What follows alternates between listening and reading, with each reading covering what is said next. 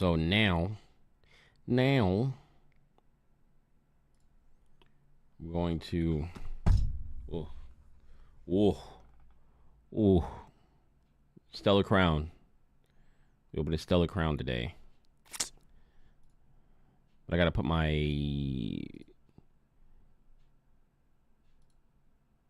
let me get my face cam from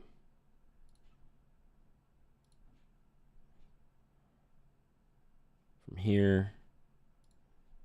Add video capture device face cam. Okay.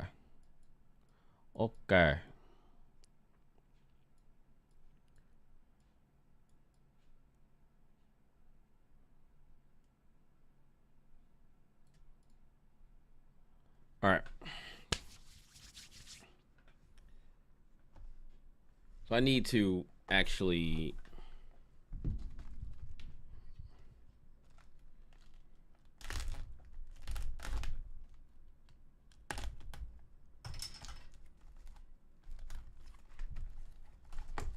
I wanted to use the USB setting,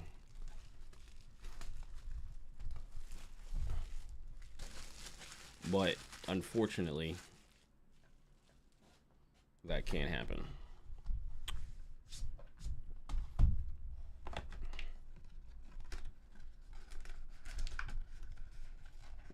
This is a display box.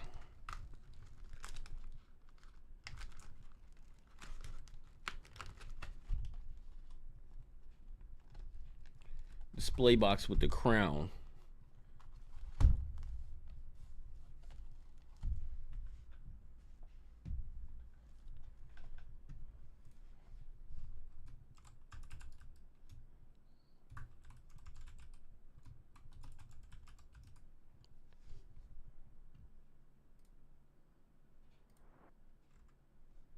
Releases.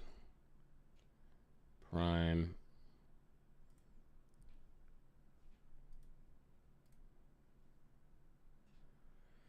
Bruh. Wrong account.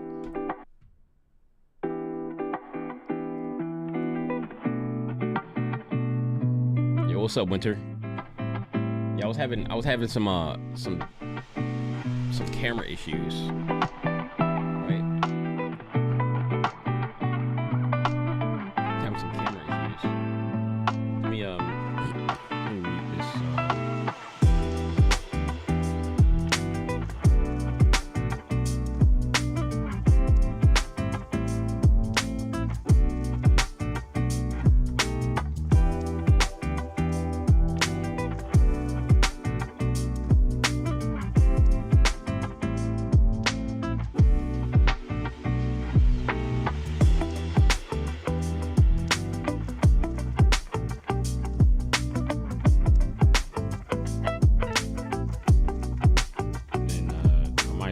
Might as well tweet out. Looks a bit dark. I can turn it up a little bit because I was trying to turn it down because the cards get like blown out.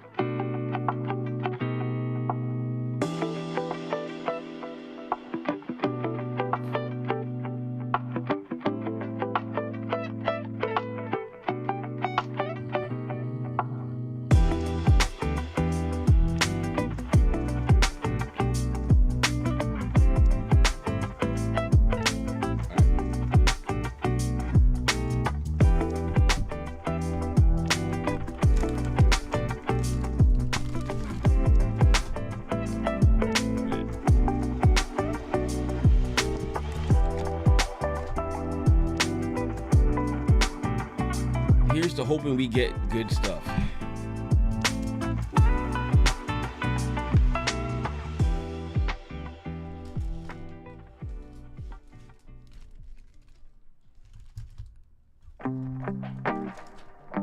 Okay, so let me move. I want to move this I want to move my camera over on the vertical joint. Like here. I'm showing the card here. Okay.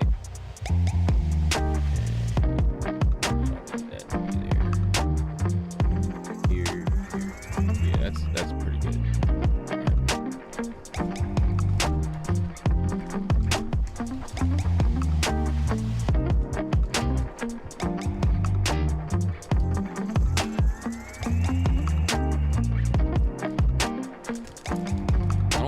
I don't even think I want to do the scanning yet, because the scanning is just gonna make it take a lot longer. I'll keep it handy for when if we pull something crazy to see like what it is. Also have this box, so this is where all my cards are going in this box. I have these other trick or treat packs in here. Some other stuff but yeah, are we looking for anything specific? The best cards, you know, the best ones. But let me go remember which ones in here. I just go to TCG Player.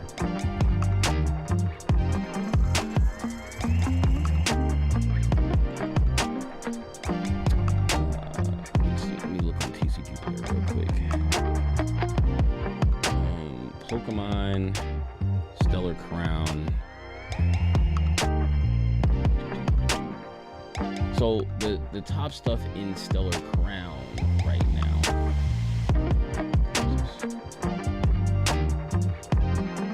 Because this is like the newest set next to like Surging Sparks is coming out soon. But this Terrapagos, wait, let me see, let me click on it. This Terrapagos EX, this card right here is one of the cards that, like, I guess this is the best card. This is the chase card everybody's looking for in this pack. And any other cards that I think are cool, like this Galvantula is pretty dope. Like any of the cards that have like crowns and stuff on them. Then there's the Terrapagos. Wait, hold on. I don't understand. How is the special illustration rare more rare than the hyper rare all gold Terrapagos EX? I don't understand. I don't understand. This one is only $21.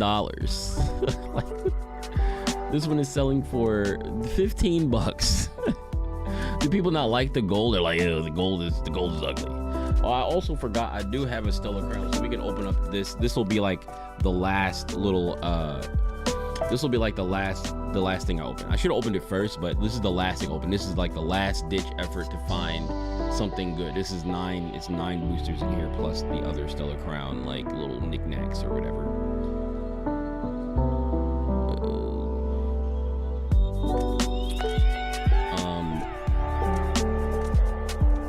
Let me see, is there anything else? Not too many other things, I think. So any like the high chase cards, Terrapagos EX, any Terrapagos EXs, the Zeraora. I actually have this card. I think I have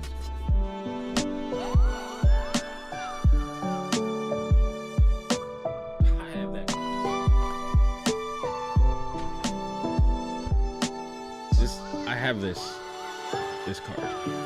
I pulled this card from one of the random packs that I opened for one of my shorts. But yeah.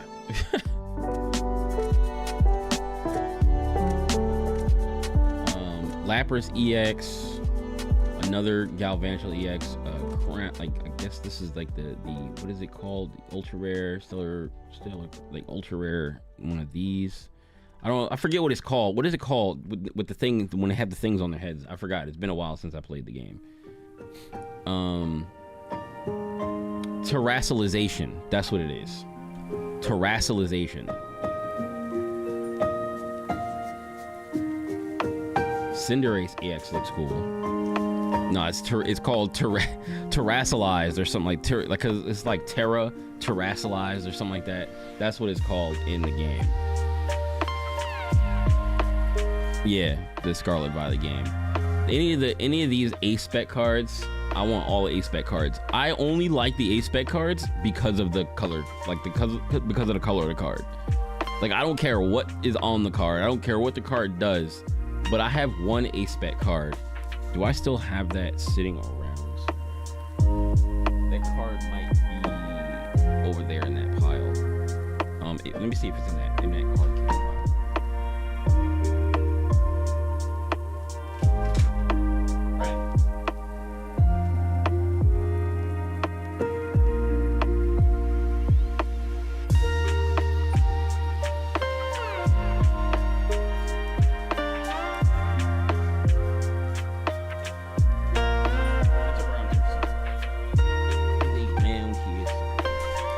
Might be in the box. I don't know yet. But I have one A-Spec card and it just looks really cool. Like the pink and blue.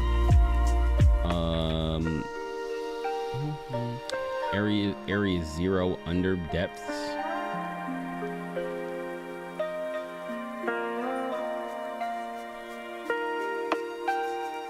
Code card Stellar Crown Pack 3 blisters. 15 cents. But yeah, that's pretty much it. Like I don't think it's too much crazy stuff in this. Let me see what the Terapagos does like in the game.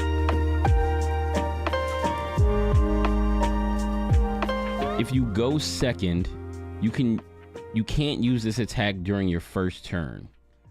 This attack does 30 damage for each of your benched Pokemon. I mean, it's crazier. It's crazier in, well, I guess it would be crazy in Pocket, but it's crazier in the what's the name because if you have 5 bench Pokemon, you know, in the regular game. But this takes a grass, a water, and an electric energy to use. Crown Opal. During your opponent's next turn, prevent all damage done to this Pokemon by attacks from basic non-color Pokemon. What? Not from non-colorless?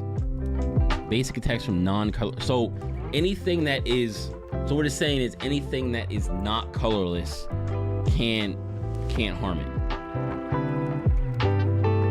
in the next turn. That's what? Dang, what? That's actually kind of nuts. That's actually kind of nuts. You can get this to pop off. That's kind of nuts. Speaking of Pocket, I got my Dragonite deck set up already. Nice. I still need to get a second Dragonite. I need to get a second Dragonite, and I think I'll be fine. All right.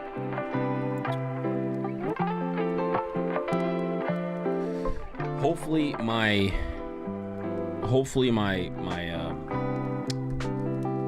camera acts correctly.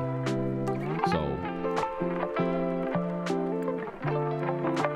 in 5, 4, 3, 2, 1. Wait, if you say Golden State Warriors is the best, I'll subscribe. I don't know if you're still here, but Golden State Warriors are the best. I have no qualms in saying that. What's up, Lime? Yo, what's up, Ased? Oh, I didn't know Ased was here. Okay, so alright. First pack. I got the trash can down here, so I don't have to leave all of these up in the freaking, what's the name? I mean, I forgot to put I usually put the energy in front, but that's what I'll do from now on. Put the energy in front. So, this is getting my nerves right here. Alright, so we got, boom. See, this is, it's really bright on the what's the name side. If the cards look too bright on YouTube, let me know, because they look fine on Twitch, but they, for some reason, on the other side they look really bright. Siglizard as a dumb Pokemon.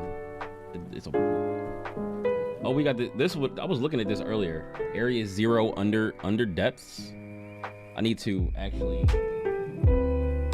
focus this. That's better. Okay.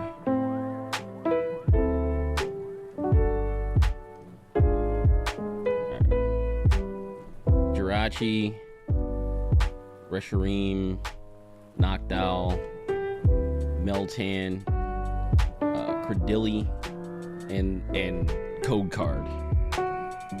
It's kind of I feel like it's kind of sad that they didn't incorporate the code cards into the mobile game, because you know they wanted to make money, so they're not gonna be like, oh yeah, we're not gonna give them double value for that when they did it for the live game, right?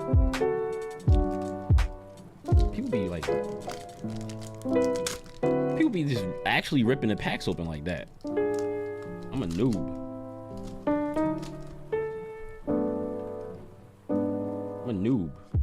Pack opening noob.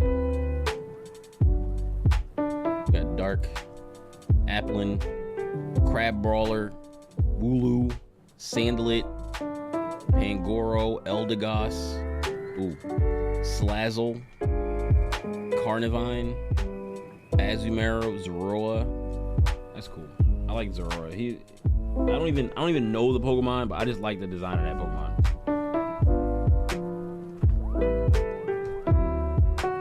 I'll put this one off to the side. This I like this card.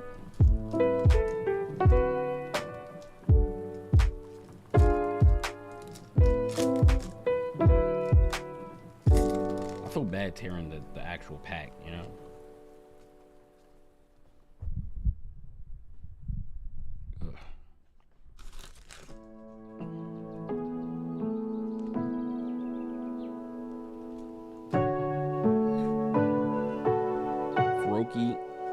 Meditite, Meltan, Scorbunny, Lapras, Lacey, Marowak, Meditite, Pansear,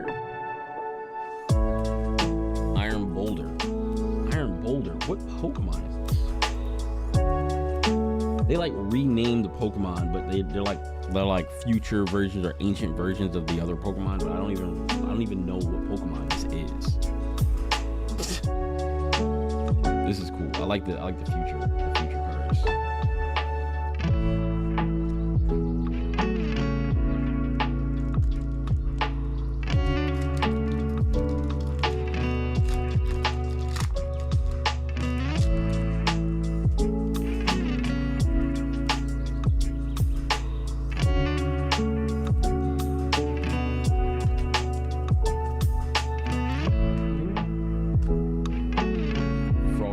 Another Frogadier in pocket.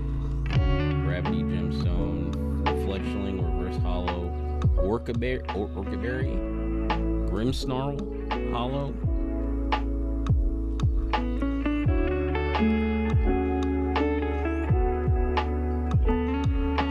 He looks cool. I like this card. Cards I put aside, I'm at least gonna put them in a. They're at least getting a soft case, at least gonna put a soft case on them, and then like I got a bunch of hard cases. I got a bunch of hard cases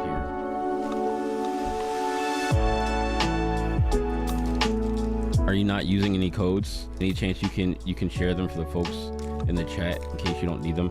I mean, yeah, I'm putting them here. So if you want to screenshot them and grab them when I do put them up, you can go back you should be able to go back in the stream and see the other ones. I just put them on here, so you can use them if you want.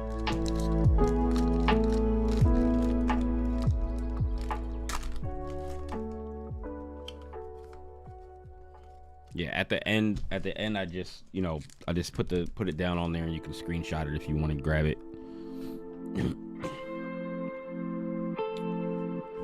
Ladybug, Mienfoo, Flittle, Chinchou, Orcaberry, Vikavolt, Azumarill, Mienfoo, Reverse Hollow, Impidimp, and Rhyperior.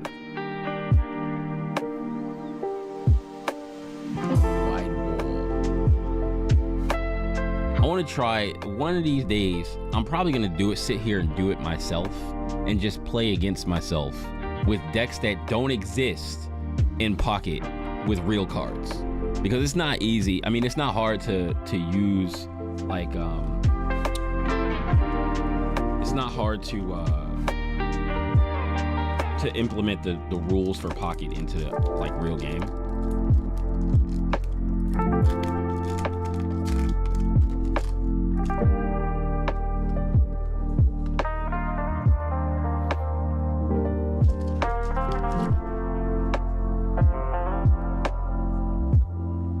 Turtonator, Impidimp, Drifloon, Ponyta, Koraidon, Fan, Rotom. There's tons of Pokemon missing in Pocket at the moment. Oh yeah. They'll fill them in eventually. Melmetal EX. Is this like the same one? Iron Swing, flip 2 coins. This attack does 100 damage for each heads. God damn. That's a lot. 100 damage for each heads. Stuff is probably already gonna die if you flip 1 heads. You flip 2 heads. It resists. Oh, so they don't have. I don't think they have resistance in Pocket, right? But resistance -30 grass. But in the game in Pocket, it just takes, or it might be a different card. But it just takes 20 less from everything in the Pocket. This one is getting. That one's gonna get a hard case. That one looks beautiful.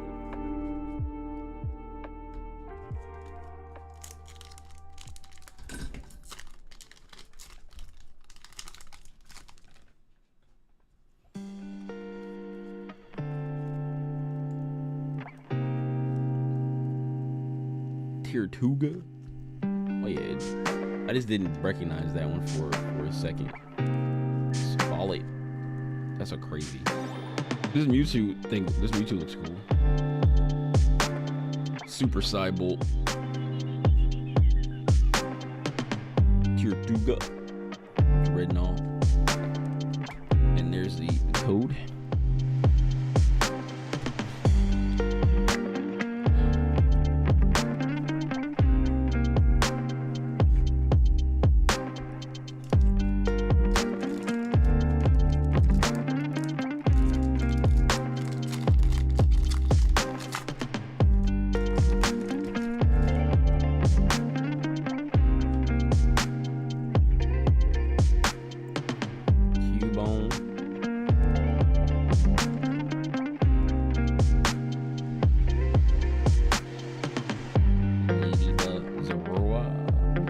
Ooh, Galvantula EX.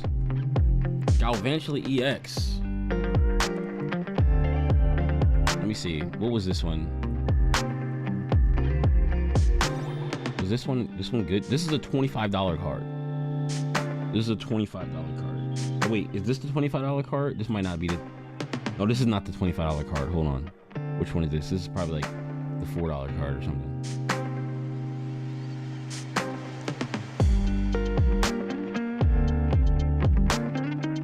This one,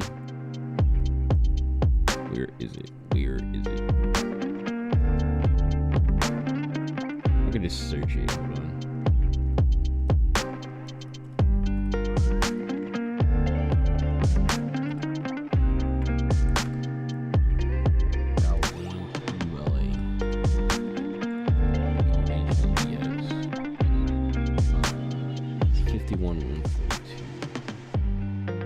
Oh, this one is $2. This is the $2 card.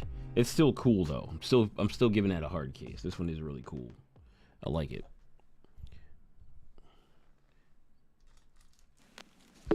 This one is dope. Let me put that other one in a hard case too. Protecting these cards, man. I wish I would have protected my cards like this when I was younger, but I didn't have, or maybe I did, but probably didn't know the value of having like a bunch of card sleeves and hard cases sitting around and put these cards in to protect them, you know, and then keeping them forever.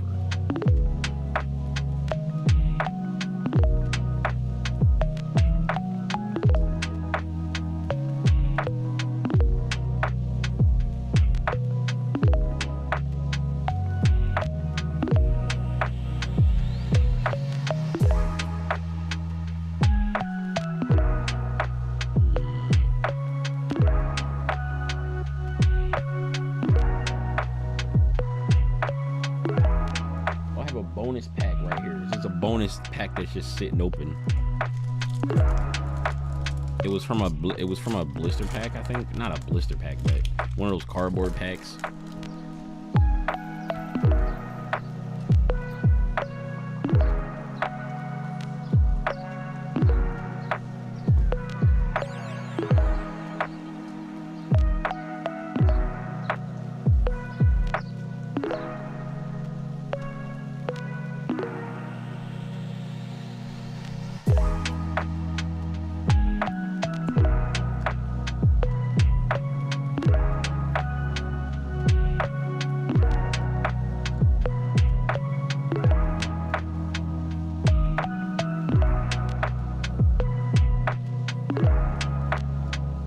Ooh, Liliep, full art,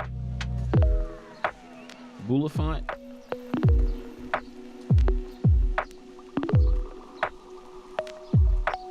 Let me see. Let me check this one.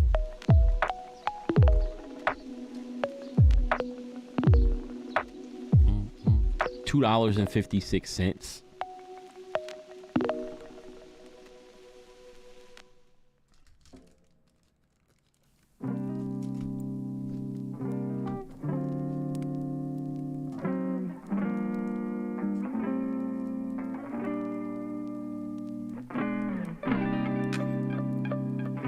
I'm saying the camera be acting weird.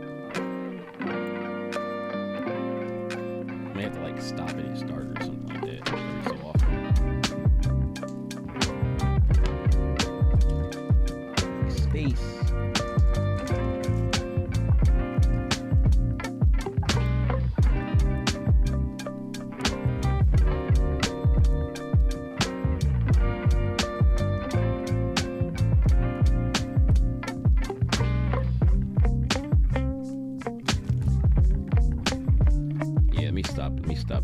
Stopping and starting, man. It be doing this weird thing, man.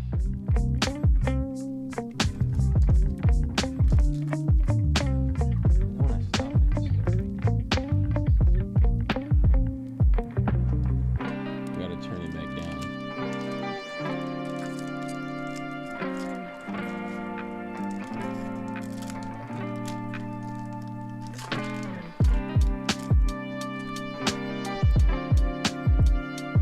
Screw it.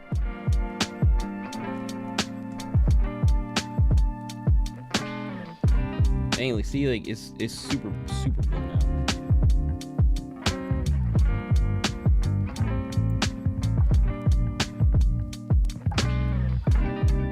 Okay.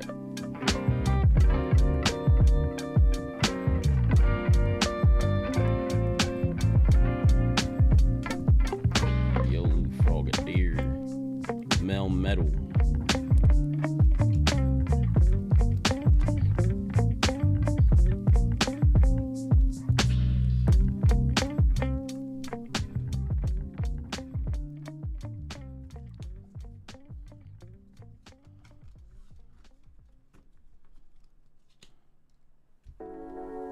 Dang. Already got a little stack here.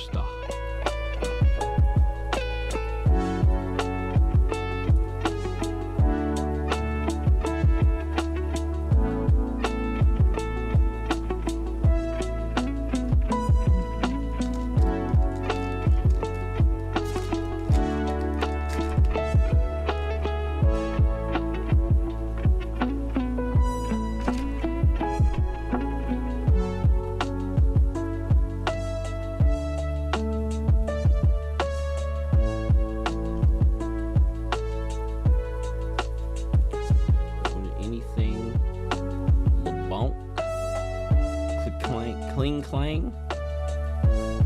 And what the hell is this? Archaludon.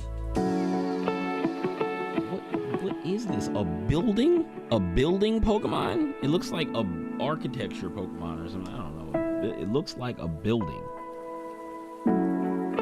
that can talk or something. I don't know.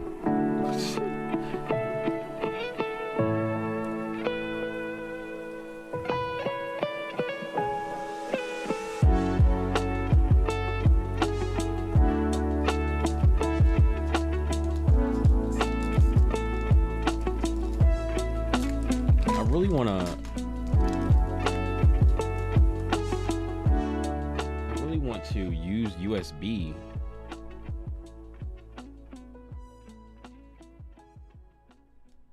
because this is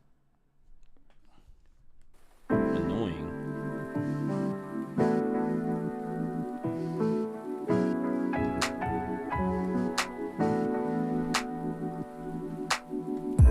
Oops. Ratchet. Flash trumpet. Oh, that's a nice looking Rapidash. Raging Bolt, Ancient.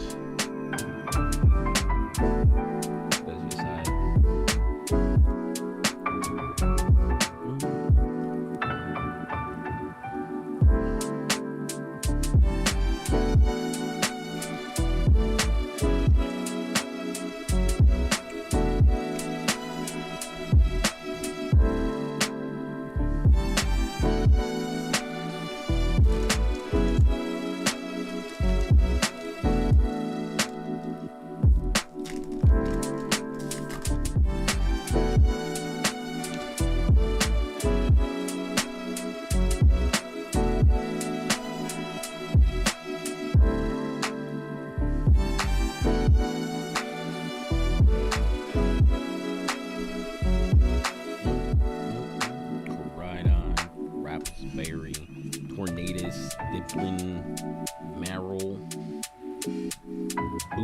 Bouffalant.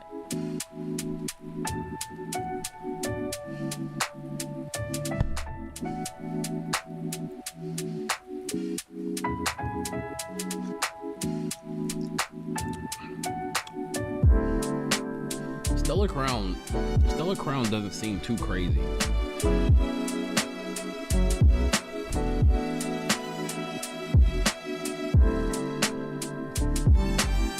Maybe some of the stuff that is bruh, this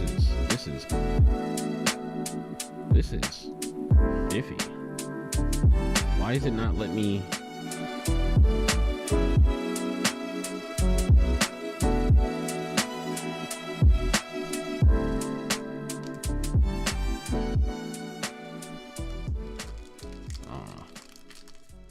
Why does it not just let me, what's the name, yo?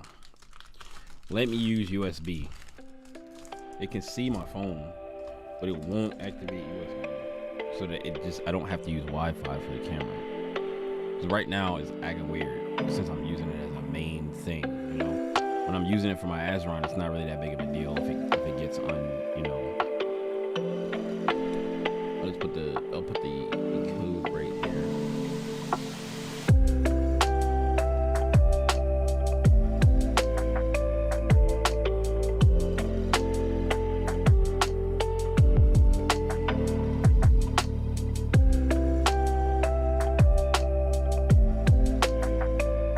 We got a full art, a Turtonator full art, and a Noctowl Jewel Seeker.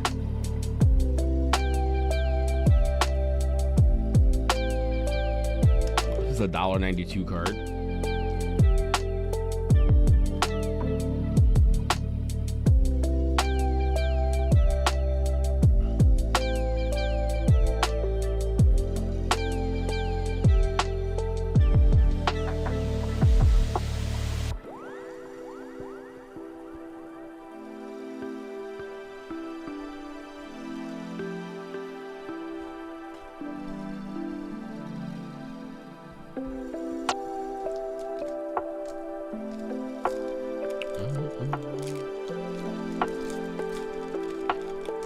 I wonder if any of this stuff in these decks are top tier for like the regular game. Probably not, because I don't see a really high amount of like value for cards. For like regular commons, because like if there are commons that are above $1, I think those are probably ones that are that people want for like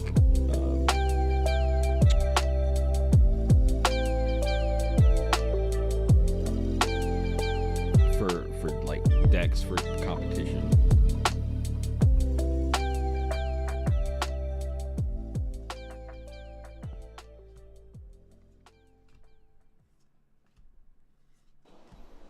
Creamy. This is a good looking card actually. Ooh. Garganacl EX. Salt Body. Pokemon can't be affected by any special conditions.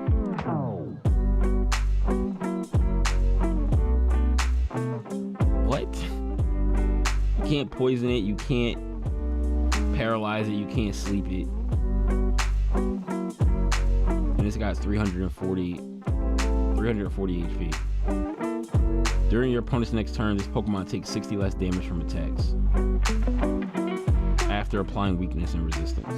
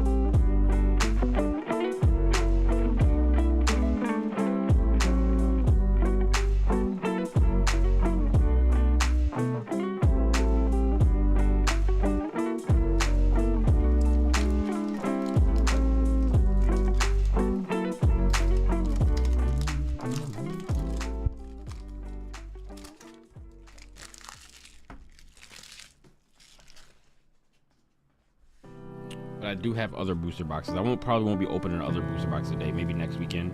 Another booster box and ETB.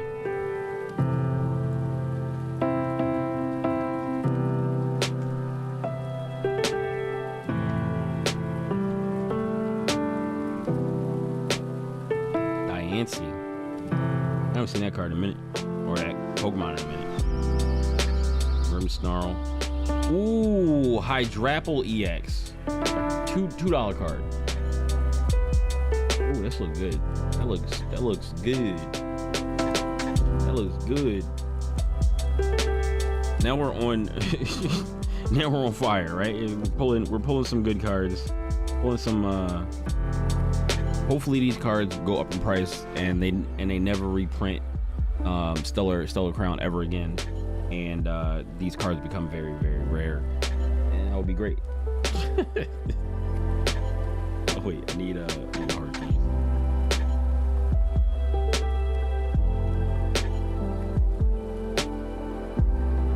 Hydrapple,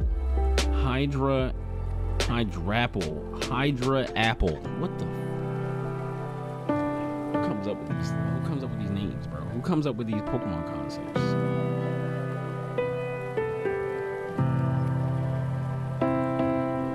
Some of the stuff I have. Dang, it is so far behind, bro. It's insane how far behind it is.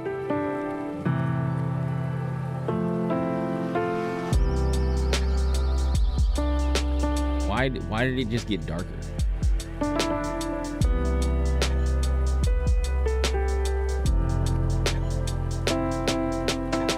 I have no idea. It feels like it fixed itself. Because it's not dark on the other side. If it's too dark, let me know. But it's just so far behind, bro.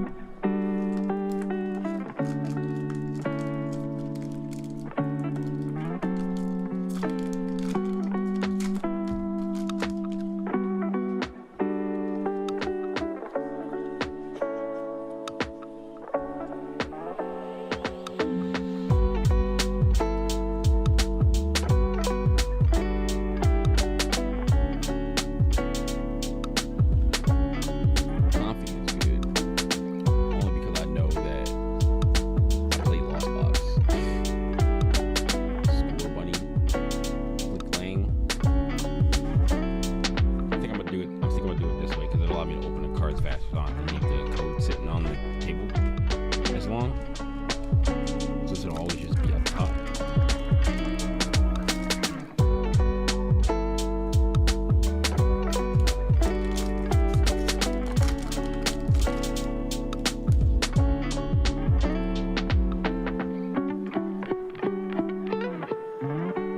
Should put it upside down, make it harder for people to get.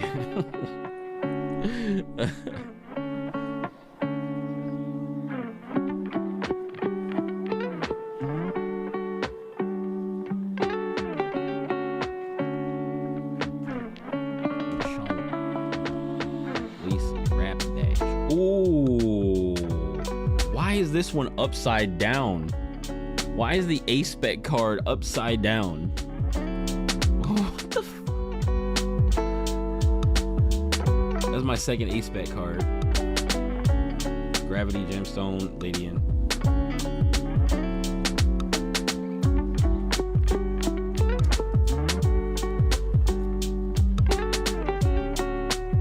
What does this do? Sparkling Crystal. When the Terra Pokemon this card is attached to uses an attack, that attack costs 1 energy less. The energy can be of any type.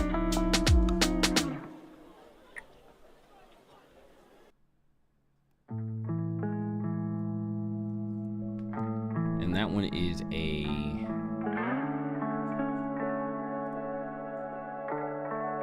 Is that one? I don't think that one's on the first page. That one's not on the first page. I think it's on like the third page. Yo, what's up, Austin?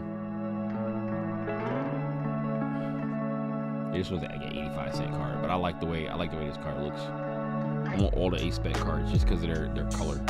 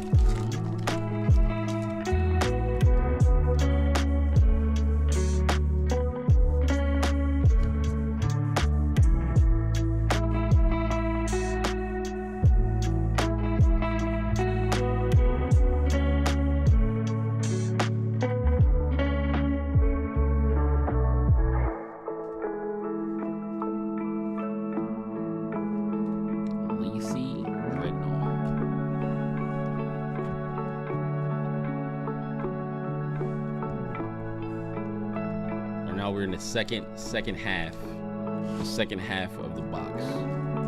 Second half.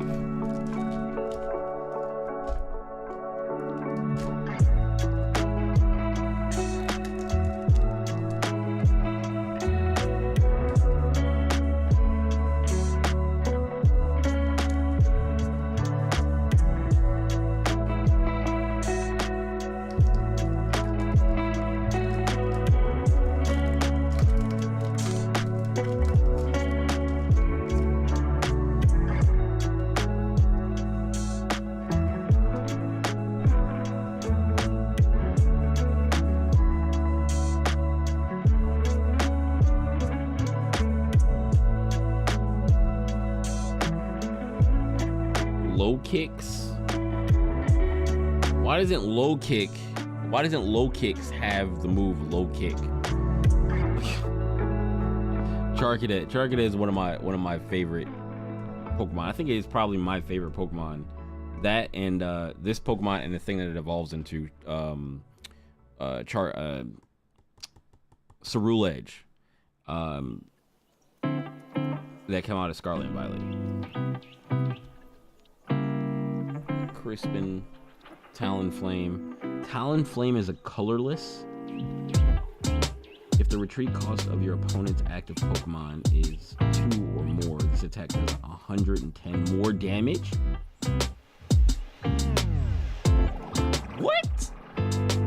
Damn, Talonflame. 220? This one does 220 to anything that has a 2 cost retreat cost. Put that over here. Put that. This will be valuable in pocket.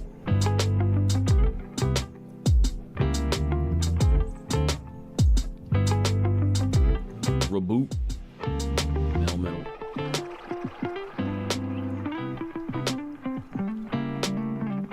Yo, Austin, you playing Pokemon TCG Pocket, yo?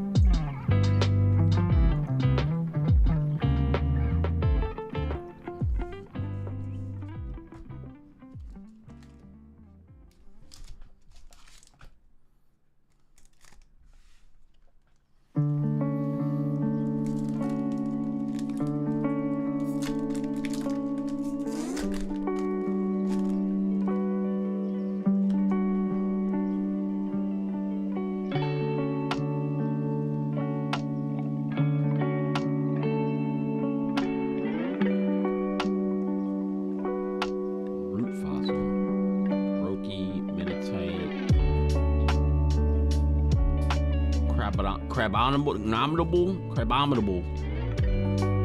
Fido. Reshiram. Zoroark.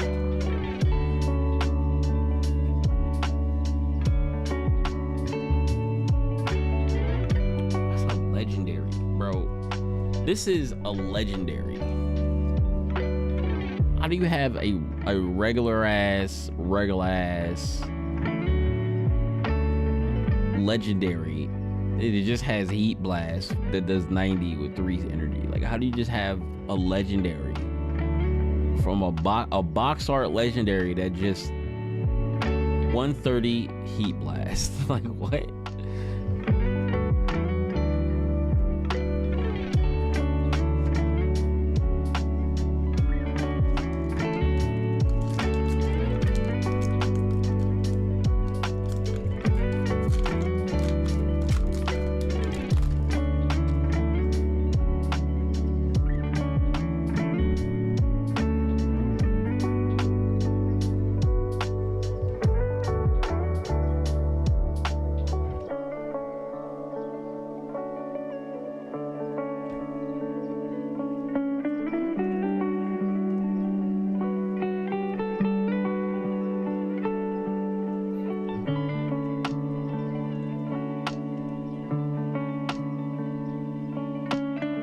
Earthworm.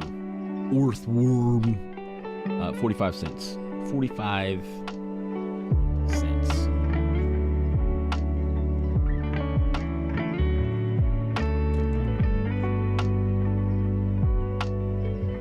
What's gonna do?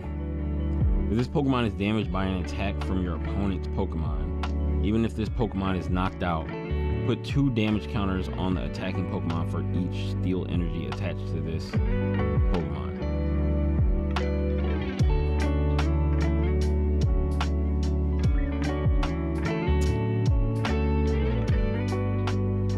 Tomb does 150. During your opponent's next turn, the defending Pokemon can't retreat. Oof. Oof. Oof. This will be broken in pocket.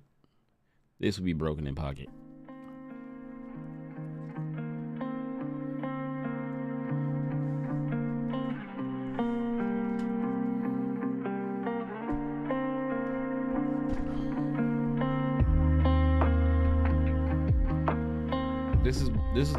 This is why like I needed this box. So now I gotta separate out I'm gonna separate out all the energies. I should have done that during this, but I'll do that after. Separate out all the energies and the Pokemon and the code cards, put them in this box separately. Damn, they have a lot of cards here.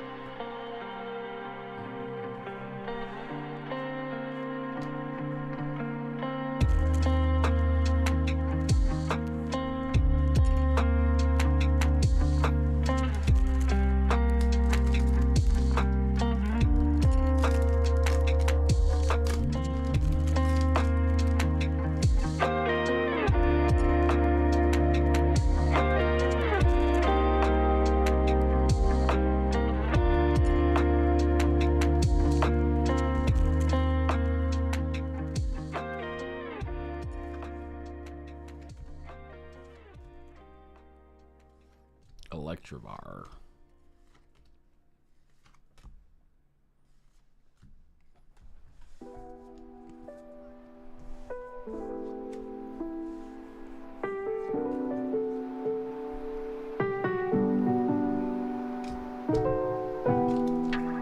Got what? 1, 2, 3, 4, 5, 6, 7, 8, 9, 10, 11. 11 packs.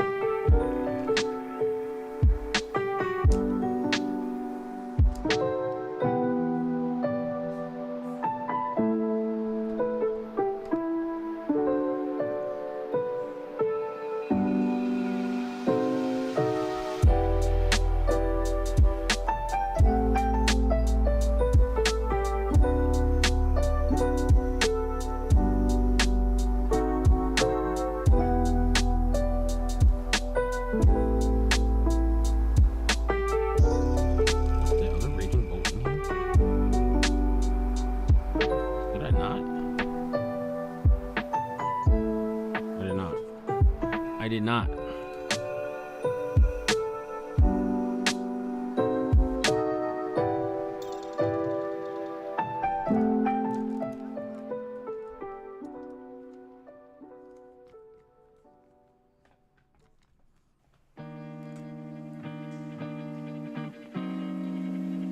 One will go in a hard case and one will go in the binder. So.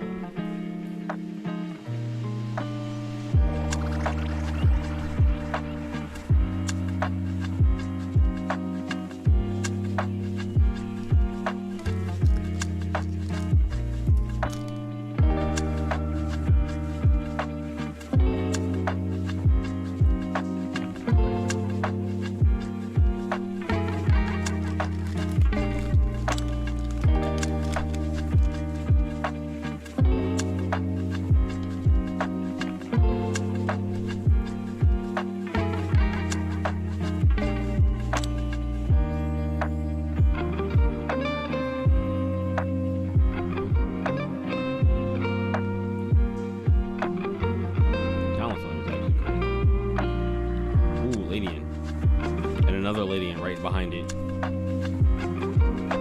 Ladian, well, full art Ladian.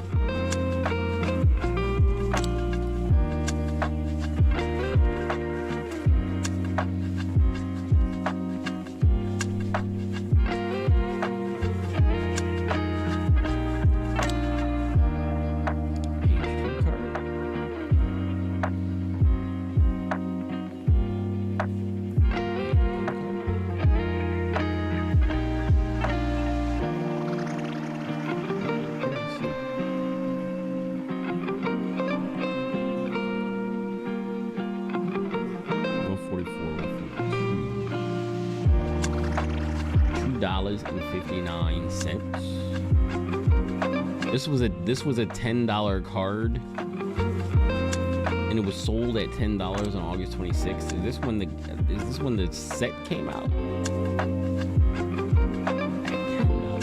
Sold at $10.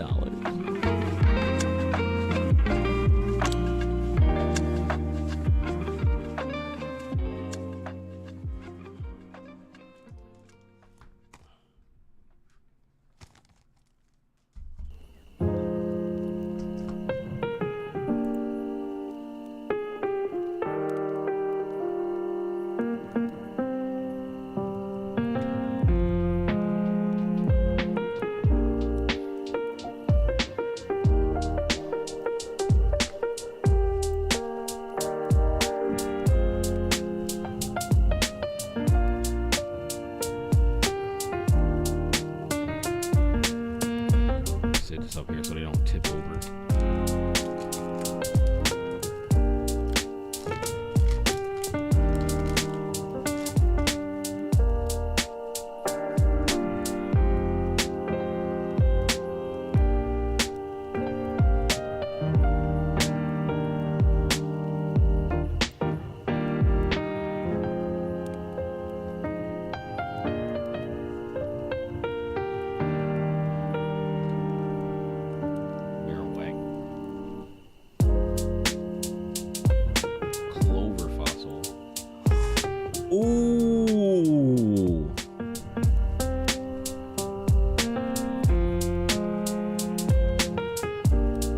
Cinderace about? What's the Cinderace about?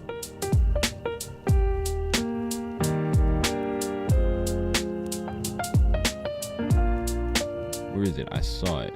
It's $3.35. The Cinderace. Cinderace is dope.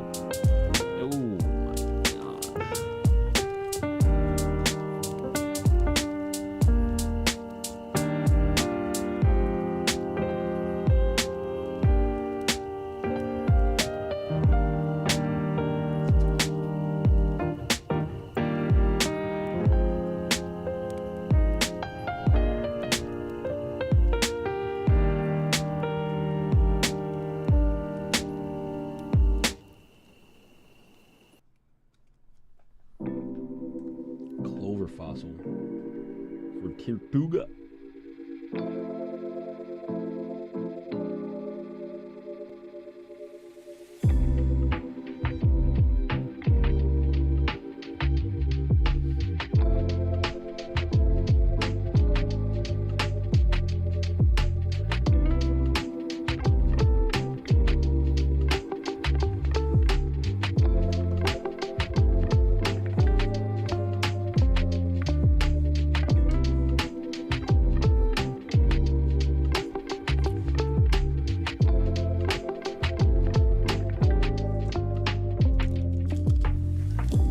We definitely got some hits. We definitely got some hits.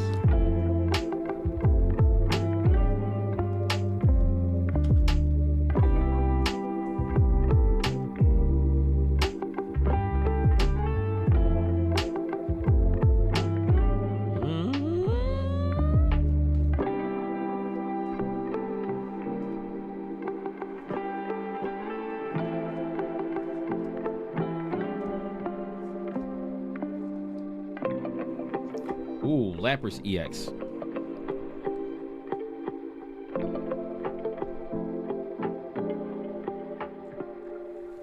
Where's the Lapras EX? I saw it.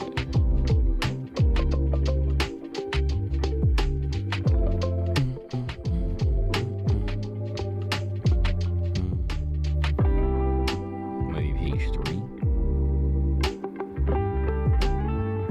Yeah, $1.45.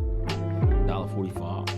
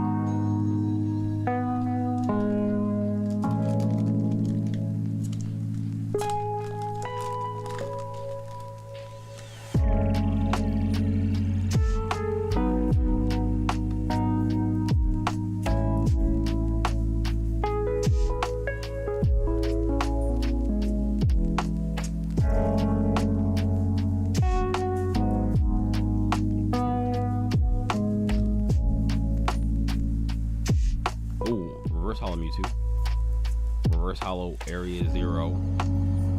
Click Clang. I'm gonna put this Reverse Hollow in a soft case. Both those. Maybe not Area Zero.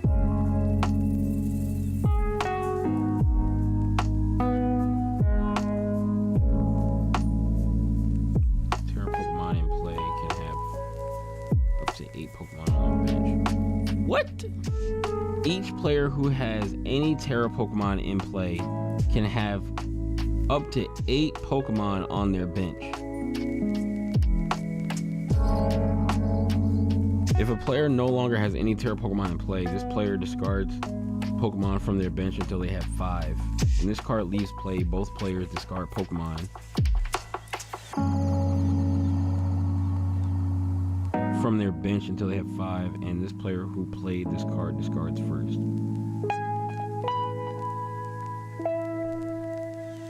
Eight? You can have 8? It increases your bench size?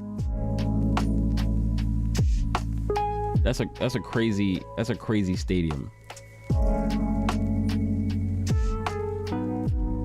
I'll give it a soft sleeve.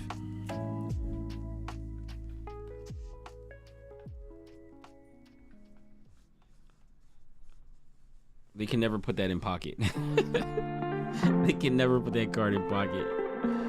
Increase your bench size to 8. But I mean, then again, somebody has that card, increase their bench size to 8, and then they throw out like a Pikachu what is it, Pikachu EX? That's kind of nuts. Let me finish out these 1, 2, 3, 4, 5, 6, 7. I'm gonna finish out these 7 packs. I'm gonna do the other 9 packs in the video when I unbox the Stellar Crown, and that's gonna go up on Ion TCG, probably along with this.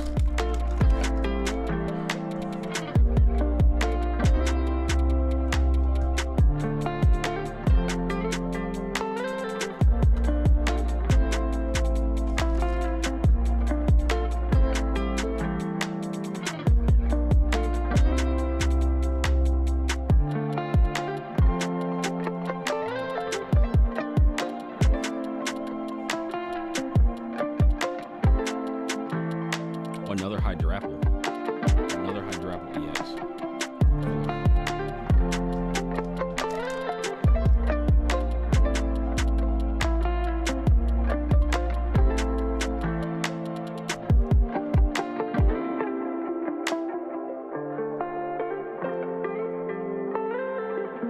Is that a full art or a special illustration? I think there's a difference.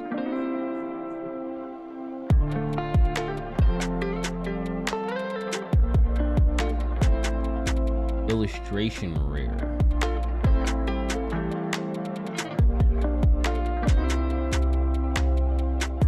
Is there a difference?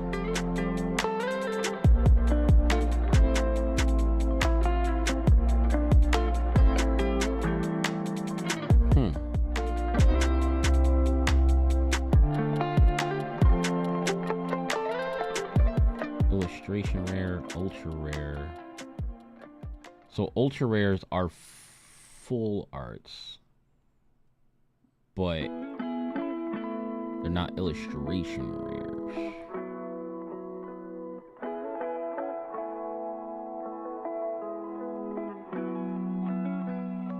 This is an ultra, okay. So this is an ultra rare. It's a full art, but it's not the one I have. Illustration rare is the one we illustrate, like the like background of the card is drawn into and everything. Not just, they don't just draw the Pokemon on a card with a random background. Illustration rares incorporate the entire background into the illustration. Okay, that's what it looks like. That's what it looks like.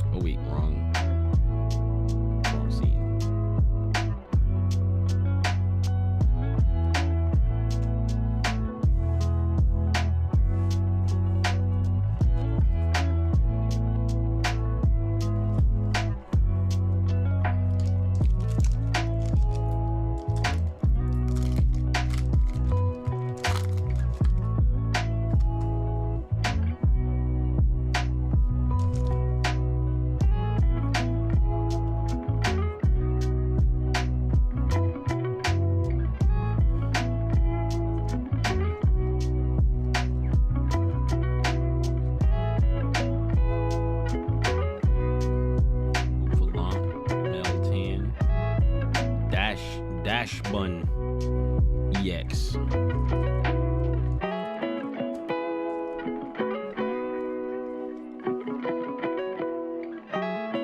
That's a Crown Double Rare. Crown Double Rare. What?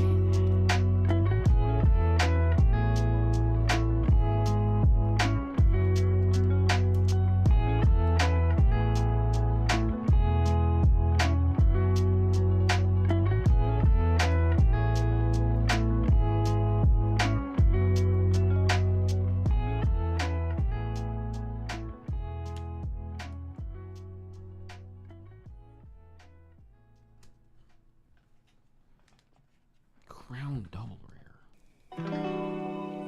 Lapras, is Lapras EX a Crown Double Rare? No, it might be 3. It was on page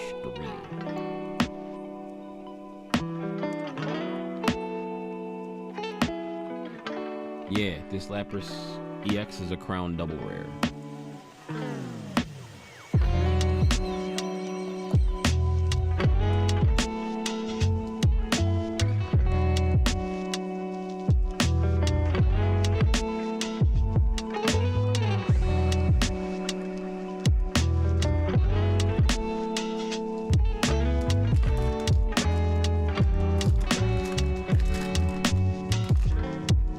Even this Lucario is a Crown Double Rare. Makes it a Crown Double Rare.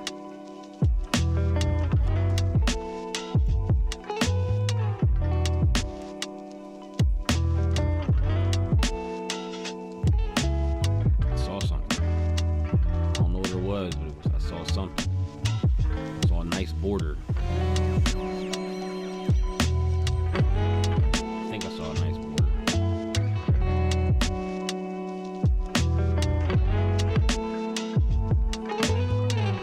Oh, just Melmetal.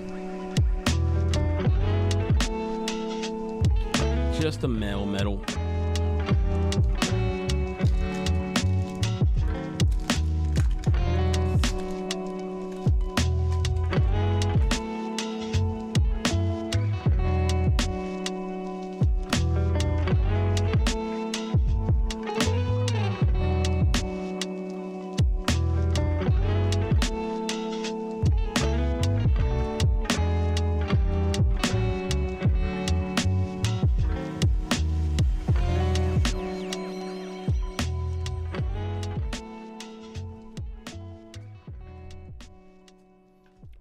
Period.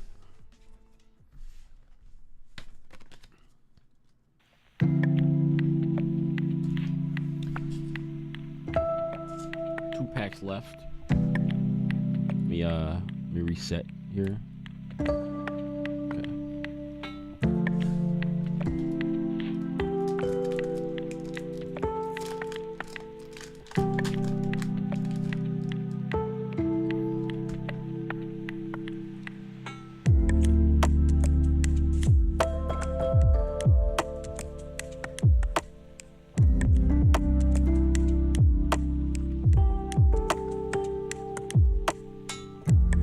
Ooh, nice. An Electabuzz, reverse hollow. Oh, and a Buffalon. Got another one of the ace spec cards. You can't have more than one ace spec card in your deck.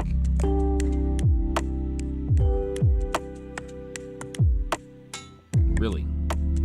I didn't know that before I read that on the side.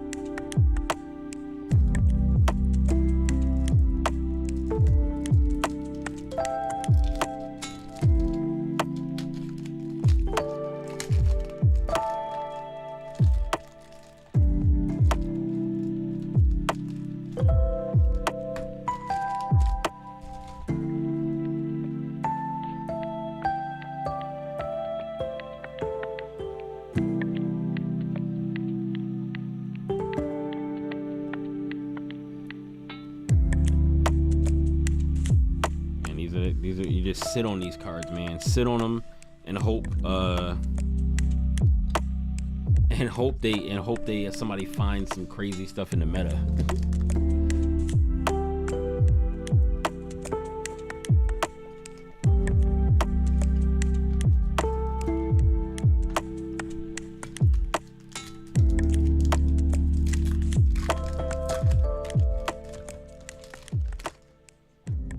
Last but not least,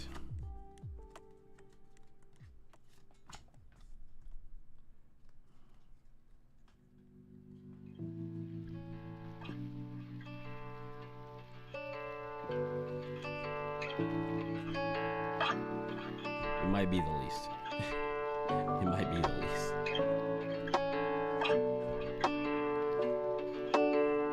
Oh, Iron Boulder. Wait, I already got this card, right?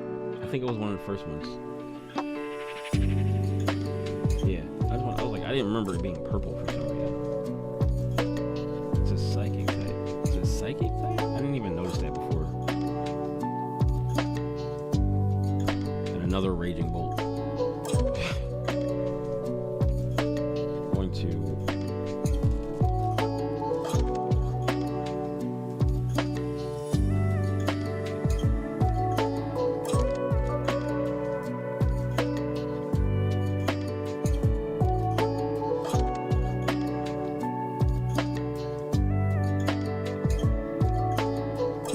Right. Let's go over what we got. Let's go over what we got.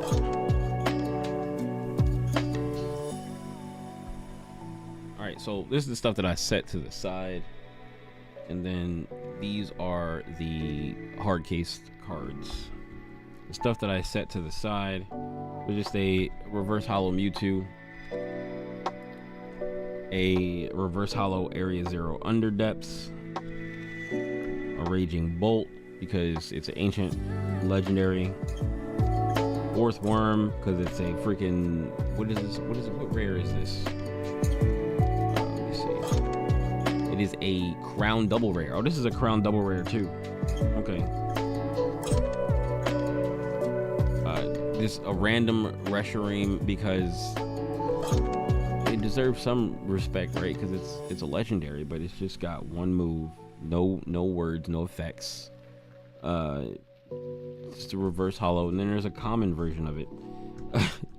Zeraora because it looks cool. Talonflame because Talonflame just does an ass load of damage to a Pokemon that has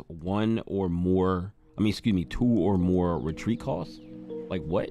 I just thought that was cool. Charcadet, favorite Pokemon in Scarlet Violet, or favorite line of Pokemon in Scarlet Violet. Alcremie, reverse hollow, nice looking card. Another Zeraora. Let's put that with the other one. Well, this one is a reverse hollow though. Other one is hollow. Grimmsnarl hollow. We got two Iron Boulders. I think are these? Oh, one is reverse hollow. That's why it looks a little bit different. One is hollow, one is reverse hollow. Okay. Another Zeraora hollow and Raging Bolt. And then there's the other Raging Bolt. So we got 3 Raging Bolts actually because I got one in a hard case. But the hard case cards, A-Spec, Grand Tree, another A-Spec Sparkling Crystal. Then we got Hydrapple EX.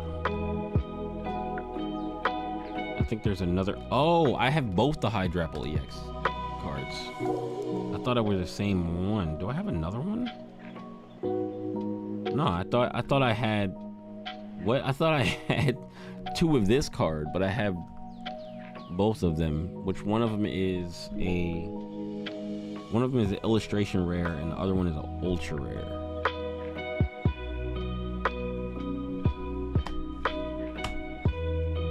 Then a Crown double rare, Lapras EX.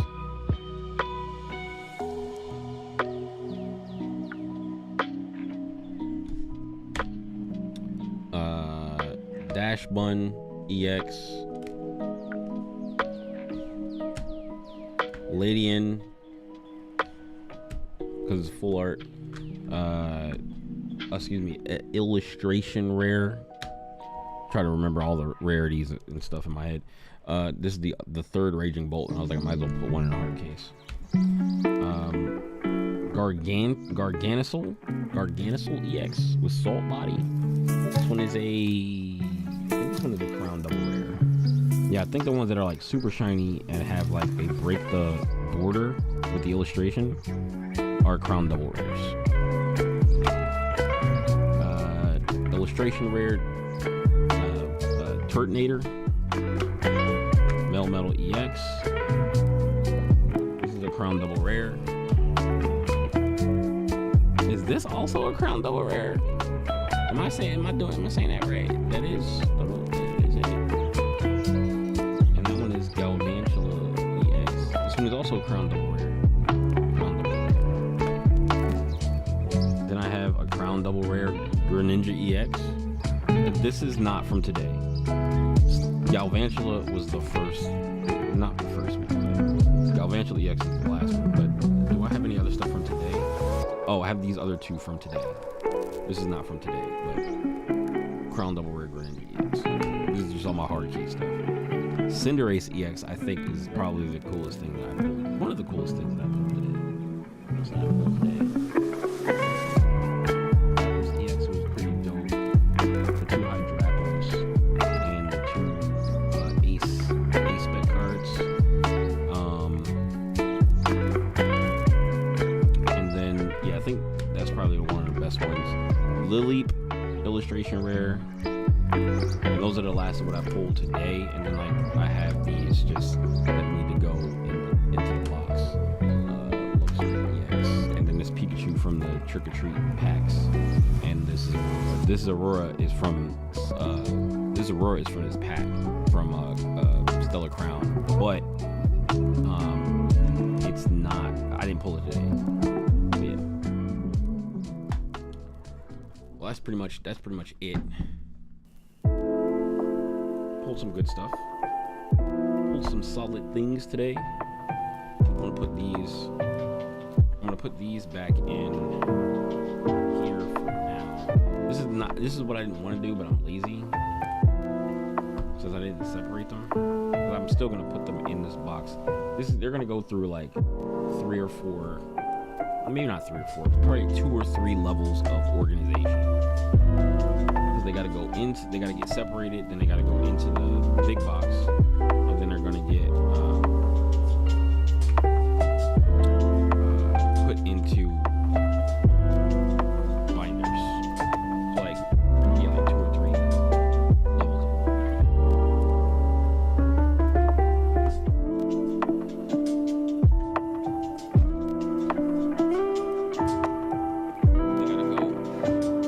you gotta go in this box.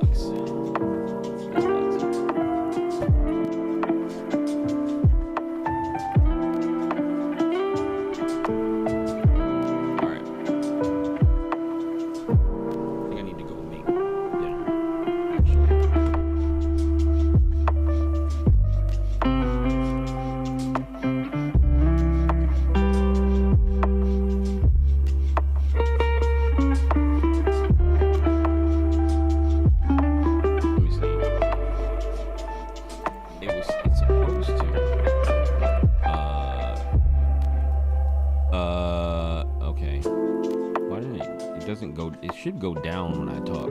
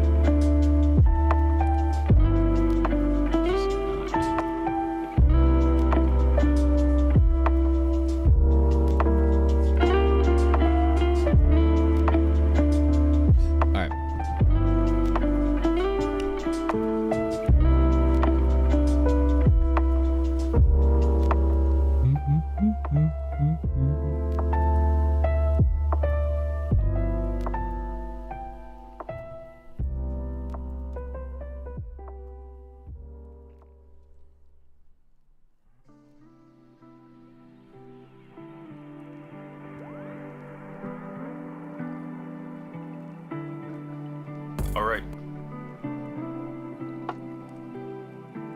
Why? Hello, everybody, and welcome back. Today is a very special video. We finally received our PSA submission in the mail today. It said it was gonna come in tomorrow on Friday, and then it changed to today, luckily. So we have that. We have our lucky Blueberry Truly to start off the video. And without further ado, let's get 10 PSA 10s. There's 10 cards. Cheers.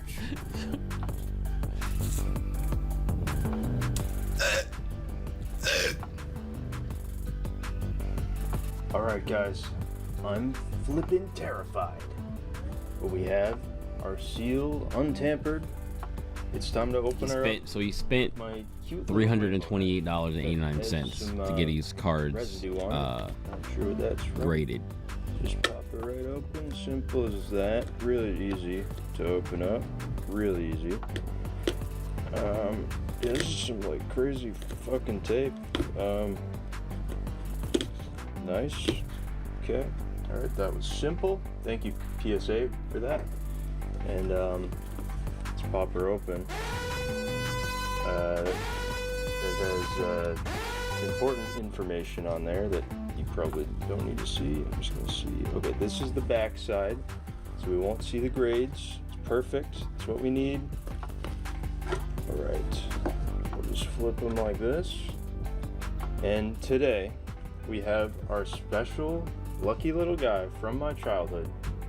This is a Gengar Level X PSA 9 from I don't even know how long ago. I used to be really into Pokemon when I was a kid. Mostly black and white base set is when I really got into it, but we also opened some bundles and stuff with other like hard gold, soul silver cards, that sort of deal.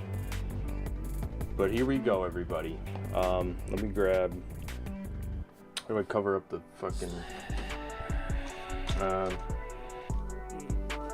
grab a code card. This code card is used. Just as a heads up, this is a used code card, so don't try anything funny. Someone has already claimed it. Without further ado, the first one we have here, this is the last card I submitted, which makes sense. There's 2 of these, and from there we'll discover it as we go on. So the first card of the day, received a 9. Pretty good. Discouraging. $45. A little bit fucked up, if you will. We'll take 3 drinks for every 9. You sure you got enough? You sure you got enough there, buddy? That kind of hurt. It's okay. Oh, this is completely out of order because I had 2 of those in a row. We have the Squirtle illustration rare from 151. I'm gonna guess this one got a 10. I hope. And another 9. That's awesome. The amount that you, Great way to start $50 out. bucks. Once again, 3 drinks. $50 card. You already brought it down by $100 I bucks. don't feel so good. Okay. We have the Tyranitar illustration rare from Paldean Fates, I believe. Very cool card. Very cute. And I've received. They're all gonna be 9. Watch. But there, that's good though, right? I'm a little desensitized now. Let's just take 3 drinks for that and sit on that for a second.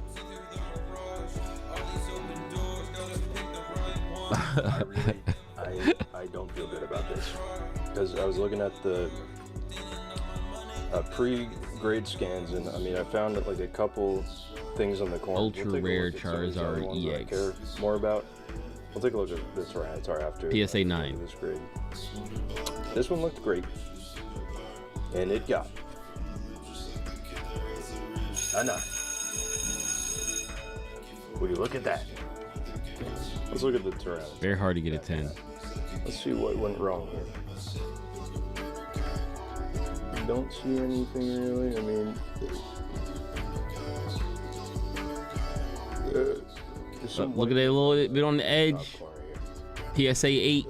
But like barely. I thought this would like pass, you know? I thought it would have a chance at least. Oh, that was the 9.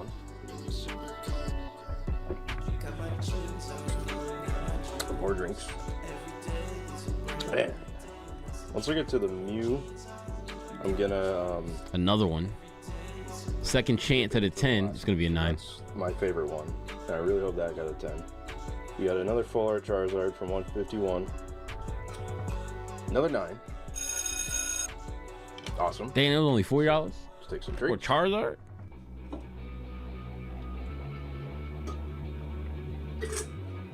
I hate this. I just want to make that very clear. I hate every second of this so far. I just want one. 110, please. Another Alakazam. Bingo. There's a 10. Nice. There's a 10, everybody. There we go. Okay. Nice. Great. Looks amazing. Yep. Knew this would get a 10. That goes in the 10 pile. The LED glare 10 pile. That's 50 drinks.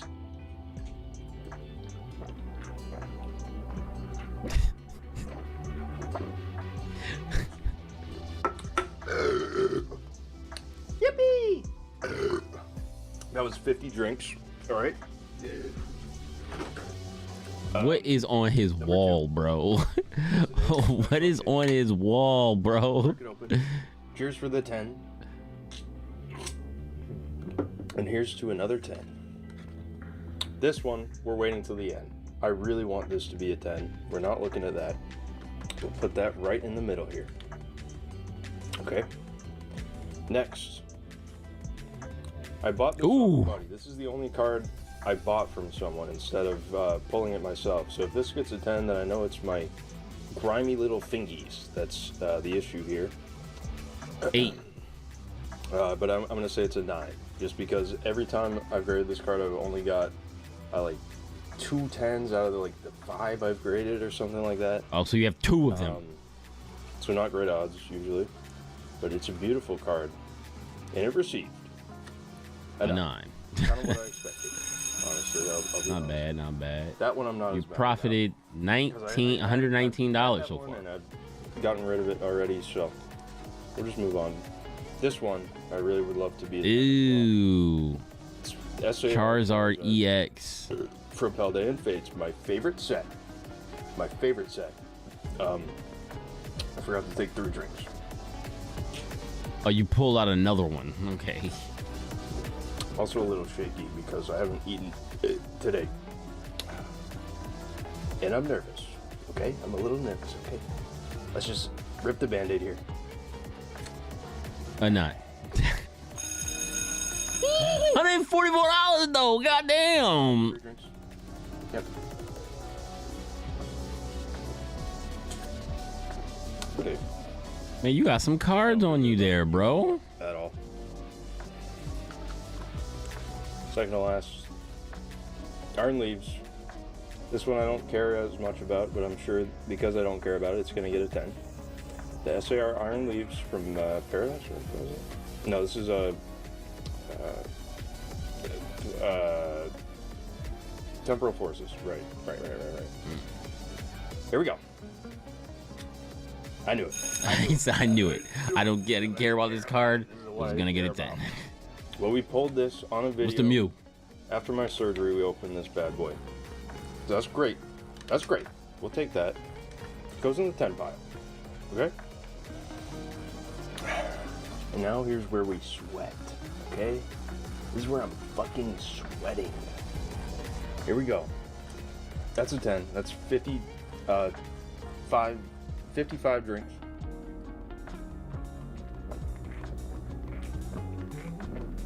$55% of the can. I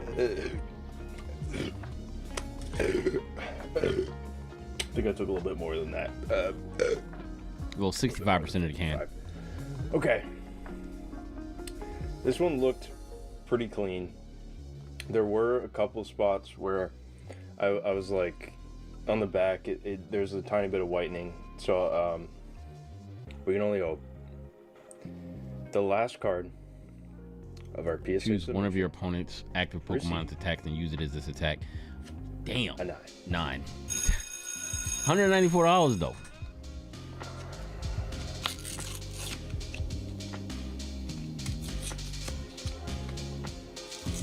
Okay, well, my camera. $588 profit though. It was the perfect moment.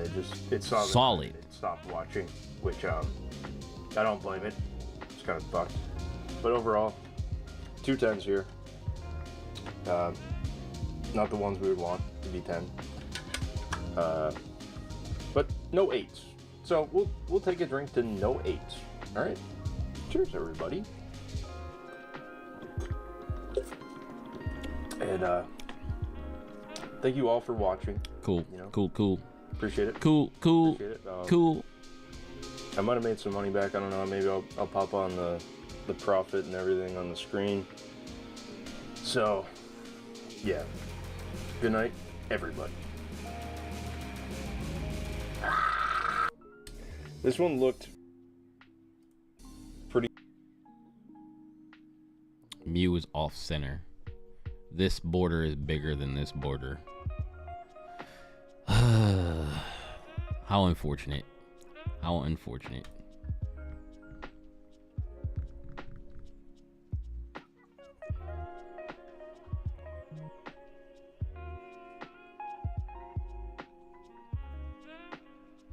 Invest now in Surging Sparks booster box.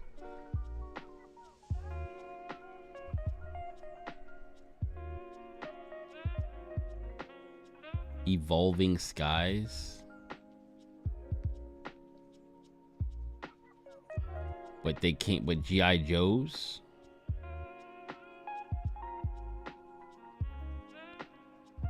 Did I do my dungeon runs? No.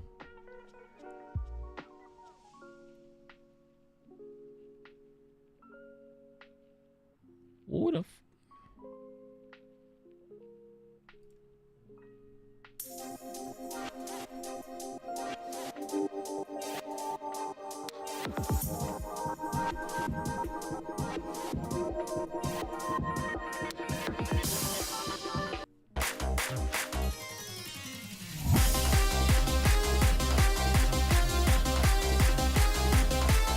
Wolverine in Magic the Gathering?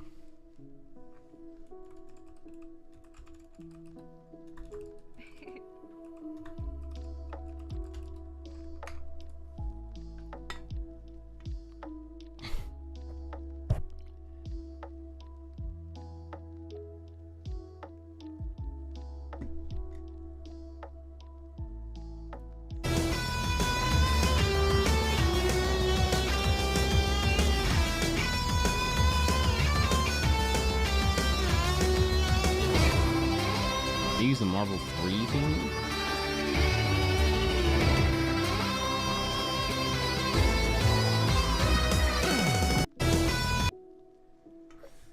Unrivaled lethality. Double all damage Wolverine would deal. At the beginning of each end setup. What is with these crossovers?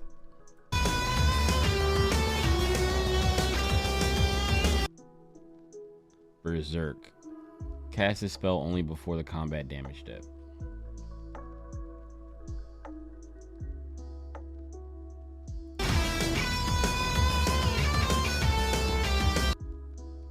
Whenever a creature you control is dealt damage, put a 1/1 counter on it.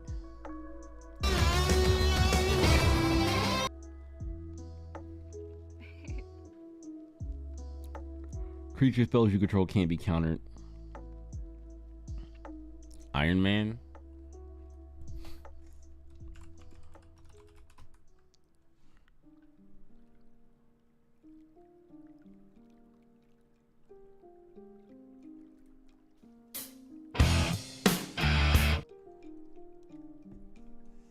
Whenever Iron Man attacks, create a treasure token.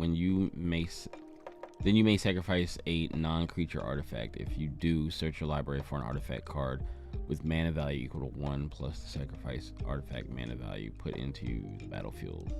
Tapped, then shuffle. And he has flying. Galvanic Blast. When did these cards come out? Deals 2 damage to any target.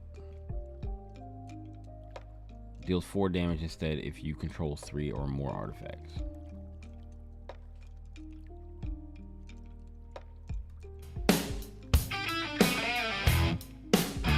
Should be in arena soon. Equipped creature gets +3/+3 and has protection from each color that's not in your commander color identity. Equip commander, equip 5.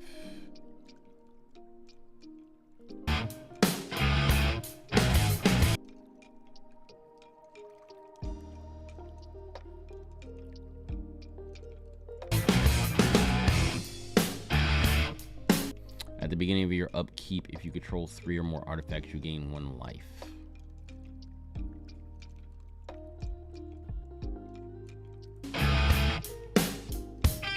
Sacrifice this token, add 1 mana of any color.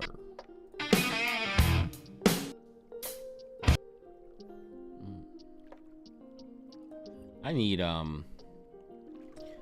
Mirrorcast to. I need not Mirrorcast. iMobi. I need iMobi to partner with me so that I can get a code so that I can tell people to get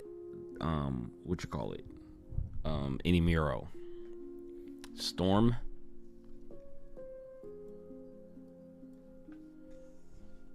How many characters have they done?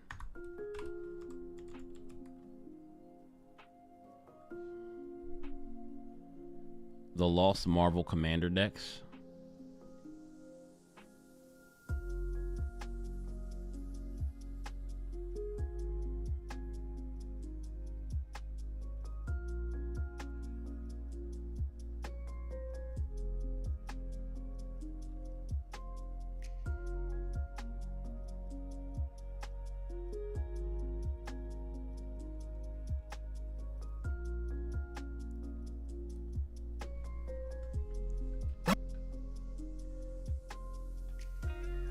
Let me switch to my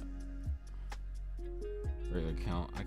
I actually can't stand ads, and I can't put my other account for some reason under my main account that has premium.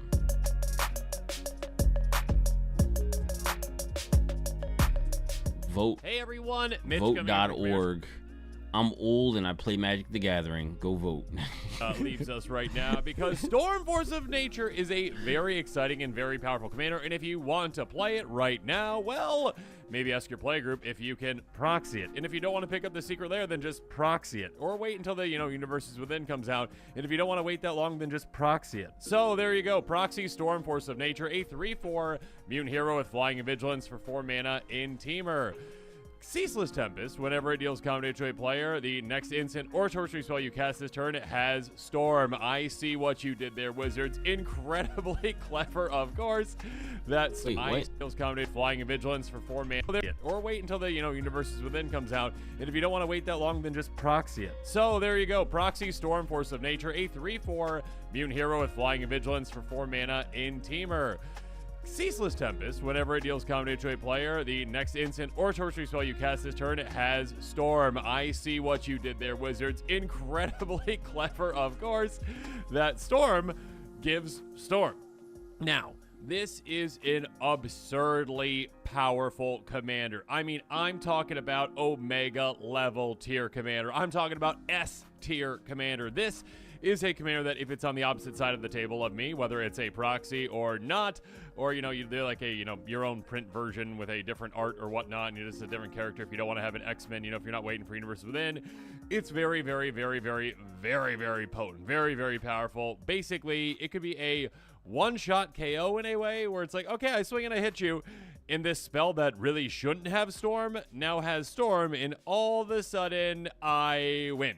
I just win. What does Storm do? Stop me after I connect with this once. And when it comes to connecting once, Well, your turn Like the- can become incredibly the long not with the this card, commander, but, you know, because what you does can the connect, ability once, Storm do? twice very easily, and then again and again and again and again and again with the right spells You get to in your spell deck. twice. So I'm going to talk about all the different ways that we can break this commander.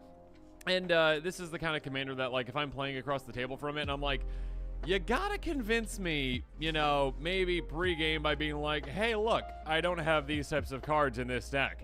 Like a Narset Enlightened Master deck, or not Narset Enlightened, whichever the, is it Narset? Whichever the Narset is that's annoying. I haven't seen that one in a while, the 6-mana one.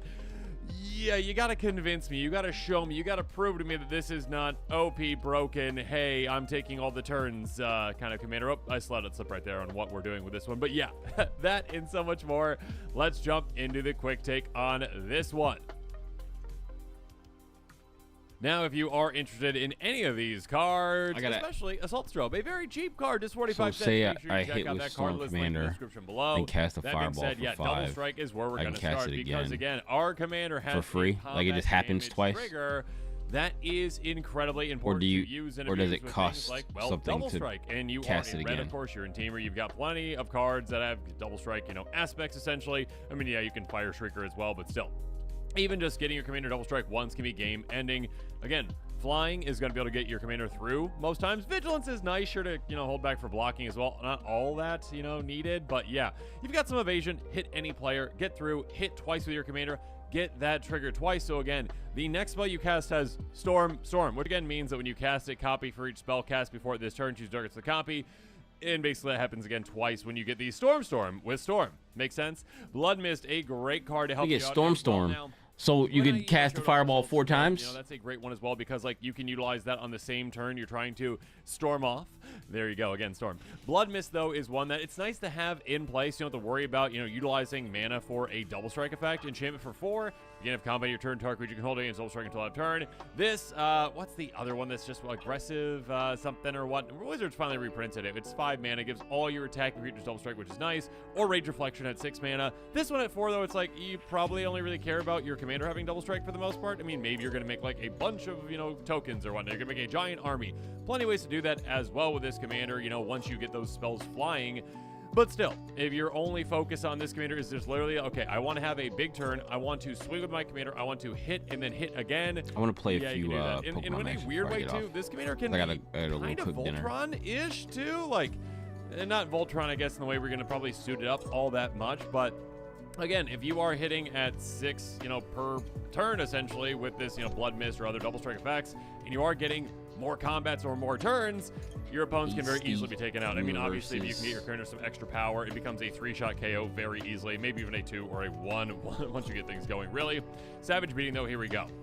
An example of 2 things that are great with this commander. An instant for 5 mana, play only during combat and only during your turn. Or, yeah, I said that in reverse, but still. Choose one. Creature control gain double strike until end of turn. You don't want to mess Untap all around creature with. control and after this phase, there's no combat phase.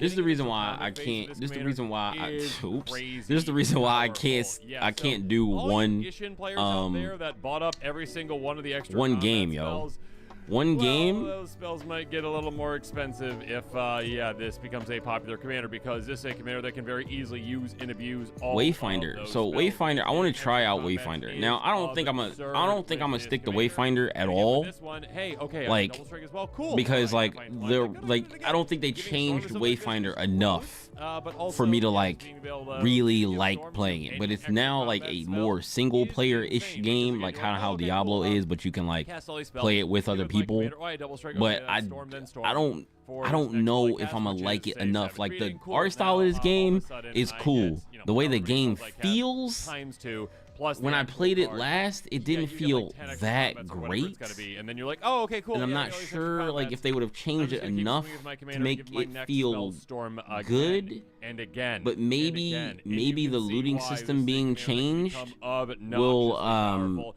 Time warp, of course. Again, maybe the literally- looting system being changed will change my mind about the game. Maybe. I don't know. I really don't.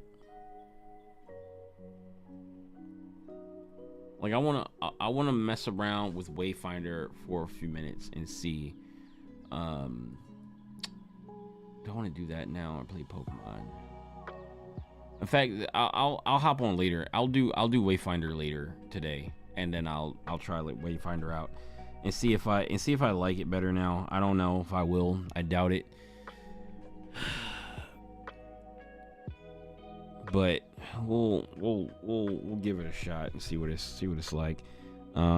As it is now not a multiplayer like super MMO game. It's more like a Diablo-esque game. Let me go to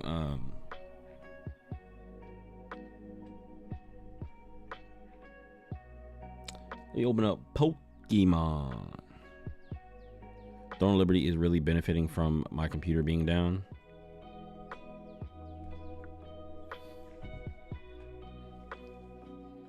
Oh, because you're playing on PS5, right?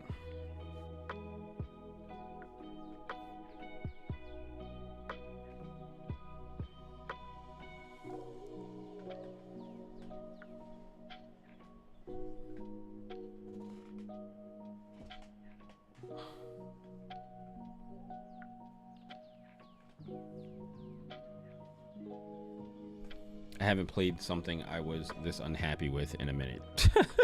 So why do you continue to play it? Like, I don't understand.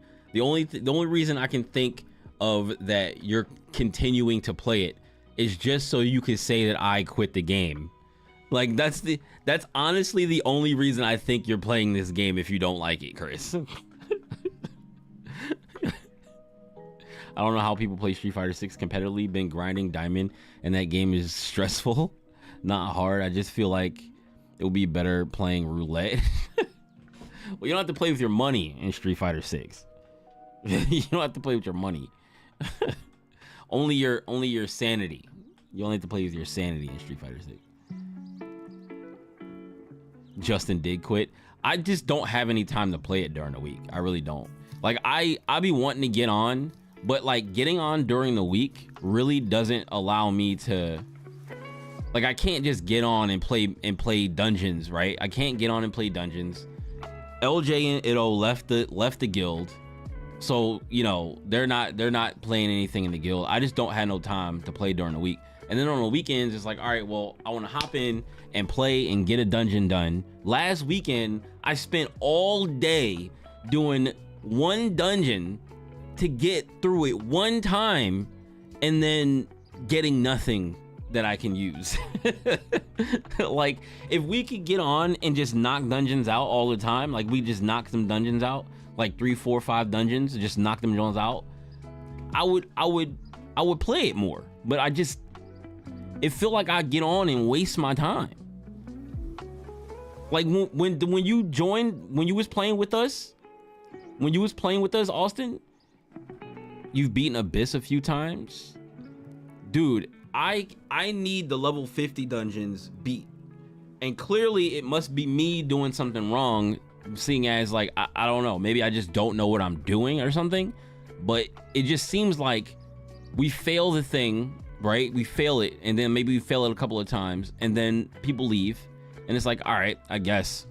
So now I've wasted my time, and now we sit in the dungeon waiting for people to join, and it's like, dog, I just want to finish. I just want to grind stuff, and the only thing I can grind is going into the dungeons that are like the open world dungeons and just killing stuff, and just mindlessly killing stuff, because and hoping that I drop something that I can use. No, I know the dungeons have mechanics. We've gone through some of the dungeons in the level 50 dungeons. It's not that I don't know the mechanics of the ones that I need to go through. It's just that you die. Like, you just die. Like, the mechanics are not necessarily hard, and I'm the tank. So it's just like, all right, I'm just sitting there hacking away at the dude. I want him to look at me, and then like we did the what's the name one, and it was like, okay, well, I gotta make sure my thing is scrolled out. I gotta block the fireballs. Oh, my bad, I blocked the third fireball. I blocked the first 2 fire. Like, it's like, all right, it's all right. Well, we blocked them, and then like, or one flies past my head and then hits the dude anyway, and it's just like, oh my god, come on, bro. And then if it's not me messing up, it's somebody else messing up, and I'm not gonna quit because somebody else messed up, but somebody else will quit because like I messed up. So it's just like, dude, I just don't have the time I don't have the time to devote to an MMO where like I have to rely on other people. And then the whole MMO is guild based, right? The whole MMO is based on your guild. You want your guild to be doing well. You want to be together enough where you can go somewhere and fuck somebody's shit up, where it's just, we don't have that, or at least I don't, because I don't be on that often. Marston is a grinder though. Marston is a grinder.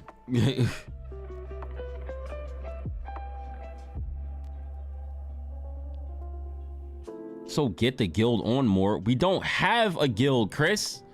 It's me, you, and Austin, and like the one other person. Like, that's it. Everybody else, I don't know everybody else.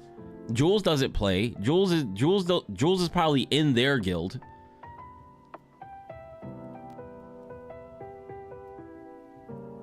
You can't be powerlifting it forever. Yo, you making me want to quit. Chris, you not that crazy. Like, you not that crazy. Like, you not.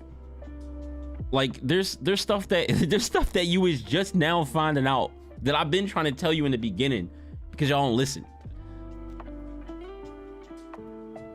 You think Jules quit? Jules probably did quit. Jules is not the person you want to rely on. Like, you don't want to rely on him at all. Like, even if he was to play, like, he doesn't know how to play stuff.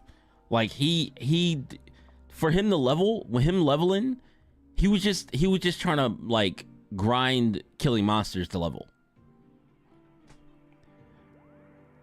Did the secret dungeon, those were kind of fun. I still have to do the rest of them. I can do those, but like you only get something from them once. Like, you only, like, if I could grind secret dungeons, right, for stuff that I needed, I would do that. Like, if maybe they were, I don't know if they were a little bit harder, or even if they weren't harder and it just had like drop rates for stuff that you needed, I would do those all the time because I wouldn't have to rely on anybody else. But to have a team and rely on people to do that, and then have a full-time job where I can't be playing all day and I only have maybe 2 or 3 hours a night to play, that has to be the only thing I do. And if I don't finish a dungeon within 2 to 3 hours of playing the game in one night and waste my entire night doing that, not then, and get up and go to work in the morning and then come home and then waste my time doing one dungeon, not get nothing I need, and maybe not even finish it, and then get up and then go to work in the morning.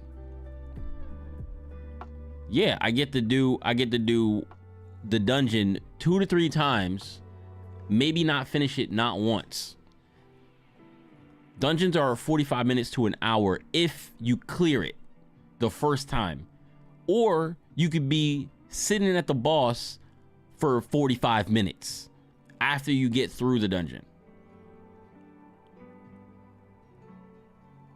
I know what items I want.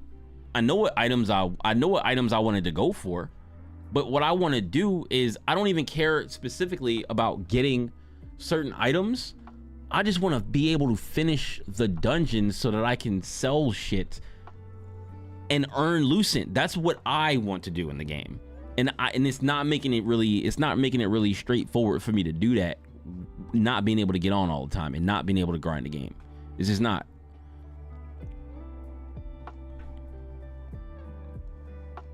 Like, I don't run dungeons for the item drop, but the other crap to make the item. So how do you sell stuff? It's not super straightforward all the time. So you have to get, depending on what you want to sell, you have to make sure that the items that you have to make sure that the items that you want to use to sell. So like, you can sell traits. You have to pull the trait off of an item and you can sell that on the market. You can turn the item into a piece of paper, like the blueprint. You can turn an item into a blueprint and sell that on the shop. You can't sell the direct item on the shop, but you can sell the blueprint for the item. You can sell the trait off the item. You can sell I think there was another thing that you can do to sell items or sell stuff off of that item, but it's pretty much a trait or turn thing into a thing. I wrote it down somewhere. I don't remember where my book is at right now. It's in my bag, probably in the hallway, but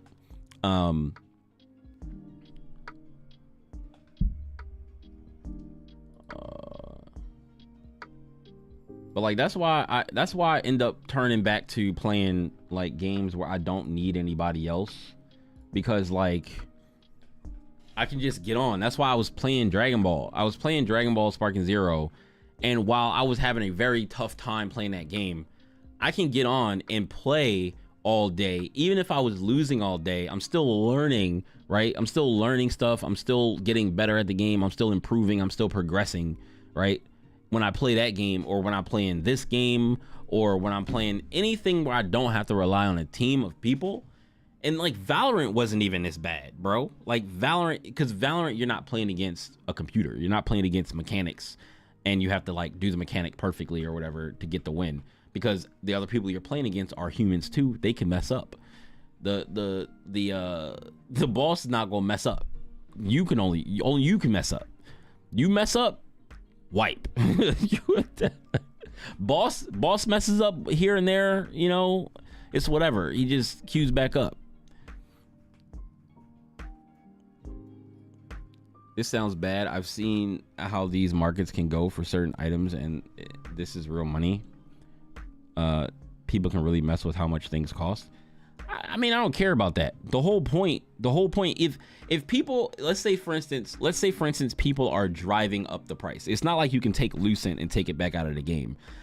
I'm not really worried about the fact that it costs money. Like, we're in the age of things cost money in video games. Like, that's just how it is. That's how it's going to be.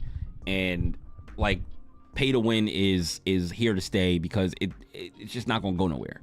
But you can sell stuff, right? So like, if you can sell stuff for Lucent, which is the premium currency, which is not really a thing in most games. Usually you sell stuff for the in-game currency, and the only way for you to get premium currency is to buy it. But in this game, you can get premium currency, but you have to put in the time and effort to like get your like product off the ground, right? Like, if you get enough stuff, like if you're grinding dungeons and you're actually clearing dungeons over and over again, and then you have the stuff that you need in order to make the blueprints, and you have the stuff you need to be able to pull the traits off of stuff. If you have all that stuff and you have good traits, and you know which traits are good, you know which items are good, you put that stuff up on the shop, and then for, you know, whatever price, and then you sell it all, right? And then once you sell enough, because there are people that have thousands of Lucent from selling stuff, thousands. So then they take the thousands of Lucent that they have from selling everything that they've gotten in the game, and they use it to buy the stuff that they need for their character, right? That's what I would want to do, but like, I don't have enough time to do that. Like, I don't have enough time to put aside to be able to do that. Like, if I wasn't working, great. That was when I was playing World of Warcraft. What was it, back in 2020, when everybody got sent home from work pretty much, and I started playing World of Warcraft. I was playing World of Warcraft every day by myself. I started from the beginning of the game, right? I started from the beginning of the game. I didn't skip through it all, right? And I was playing it, and I was having fun. I was having fun going through the game. And even though like the older dungeons and like the older what is it called, the older dungeons and all the stuff from like the beginning of the game, like Naxxramas and all that kind of stuff, you could go into those because you were so much stronger, right? You could go into those places, and I would kill stuff in like what was it? Not Nax. It wasn't Nax. It was Ragnaros. Ragnaros's lair, like Ragnaros boss dungeon. I would go into the Ragnaros dungeon and just pull one monster at a time and just kill the stuff, and then get like the item drops and stuff, even though they were not useful at all at this point, right? It was just cool to have those older, you know, items and things to be like, oh yeah, it's on my account now, I have it, right? I used to like doing stuff like that, but you can't really do that. That's not really fun to do in Throne of Liberty. Like, but it's a new game, so like there's not really like a bunch of old stuff for you to go through and mess around with. I went through 1, 2, 3 expansions. I think I made it to whatever the expansion is that lets you make a base in World of Warcraft. That's where I got up to. Maybe I made it a little bit past there, but I think that's the last place I remember doing anything in the game. And then but yeah, like I had fun playing World of Warcraft, but it is what it is, you know. The costs are based on someone's perception of worth, which is annoying because the really expensive stuff is right, since most of it is extremely difficult to get to drop. But no, that's not. I mean, it's annoying. Like, why would that be annoying? Because that's just how markets work. Supply and demand. That's just how markets work. The good stuff is going to cost more because people want to get it to make their character stronger. And if it's hard for it to drop, if you get it, if you don't need it, you can sell it for a lot, and then you can buy what you do need. Like, that's how markets work. like I just don't have the time to do it. Because if I did that, if I spent all of my time trying to do that, I would never be able to play anything else. And it would drive me insane. It would drive me insane when people fail. Like, even if I got to the point where I was just like, oh, I do my part as a tank perfectly, and everybody else has to follow up and do their part. And if they didn't, and they kept failing and kept messing stuff up, then it would just be like, I don't want to do this, because I gotta rely on somebody. I don't want to do that.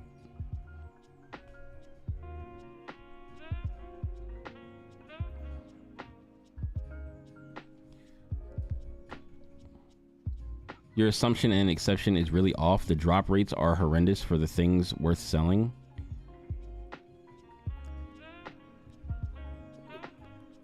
Yes, the drop rates are horrendous. But like, that's always usually how stuff is. In most of the MMOs that I play, the stuff that is the strongest takes the longest to drop. But in this game, it's probably even worse. It's probably even worse because the game gets a cut of, you know, or not a cut, but the game profits off of people buying Lucent. So the reason why the things are so horrendous, that's what they are in all games that have like pay to win stuff in it. All games that have pay to win stuff in it, the drop rates for shit is terrible. This game, I feel like Pokemon TCG Pocket has incredible drop rates for a game that costs money, but like, it's Pokemon. They I don't know, they have the money to be able to not make the drop rates so ridiculously crazy that you'll never get what you want unless you spend thousands of dollars. Like, I have the best deck in the game, quote unquote, which is the Articuno Starmie deck, and I just pulled this whole deck last night. I put $50 into the game. Total, I've probably put $70 into Pokemon TCG Pocket. Last night, I put $50 into the game and pulled the whole top tier Starmie, Starmie EX and Articuno EX decks, or Starmie EX and Articuno EX deck. It's one deck. And then I have a Charizard EX deck that's not finished. It just needs one more Moltres EX, but without it, it's kind of weak. Guild should have had harsher requirements to start. No, you can't, not in this game. Maybe in another game, but if guilds had harsher requirements to start, people wouldn't have been joining guild at all. People wouldn't even have, like, because the whole thing is you want guilds in the game in order to have a bunch of people get together and play together.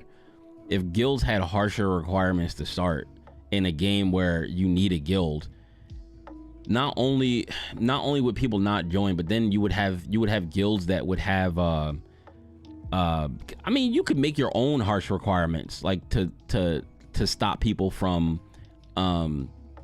what you call it, like you could have your own harsh requirements for your own guild. Like you could make it so that no one can join your guild unless they're level 50. They have to be level 50. They have to have a certain gear score, and you're only letting in specific like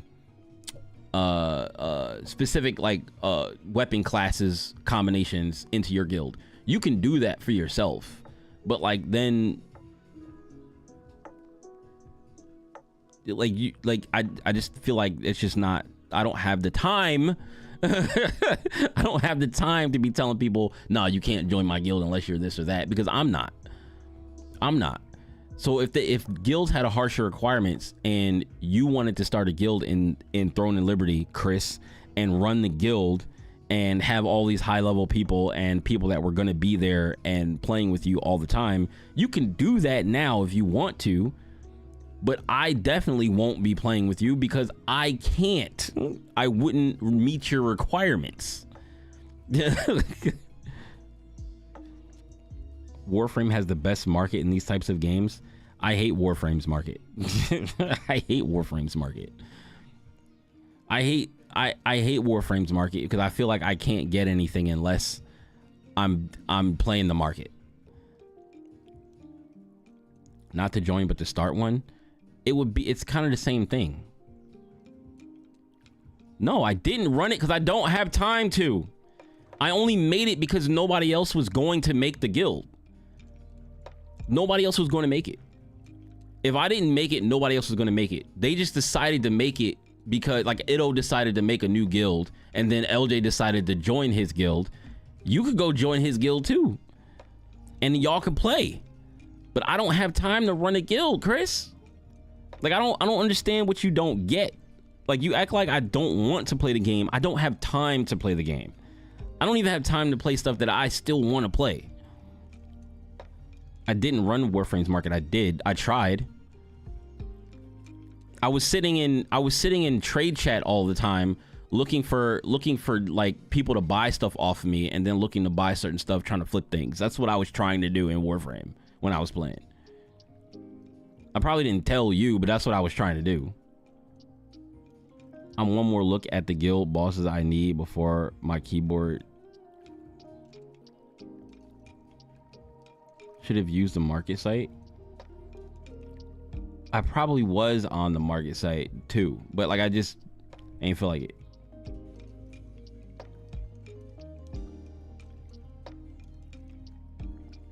Bosses need to get more keyboard to take over. Bro, do what you do, bro. Do what you do. I don't have time to be in a guild. I don't have the time. Like, I don't know what you don't understand about that, dog. I literally sometimes have to get up super early in the morning and drive around Washington all day, then fixing people's issues at work all day, and then come home and then be super tired and then barely want to do anything, and then have to try to figure out how to make content for one of my channels. Even if I wasn't having all the other channels, still got to make content for the channels. So when I'm making content for my channels, I can't really teach anybody about this game because I don't play the game enough. Even if I played every day, I don't play enough to really be able to teach anybody anything about this game that they don't already know. I really don't. So it's like I don't have any content for Throne and Liberty that's really appealing to anybody. So like there's nothing there for me. Do you not understand what I'm saying?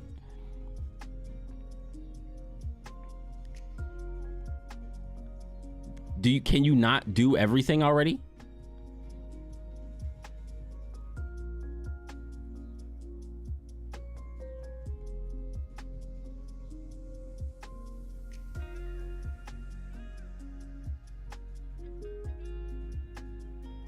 So what? Let me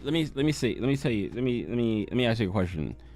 Why wouldn't the things you want be extremely rare drops? And if you're looking for purple stuff, why wouldn't they be extremely rare drops?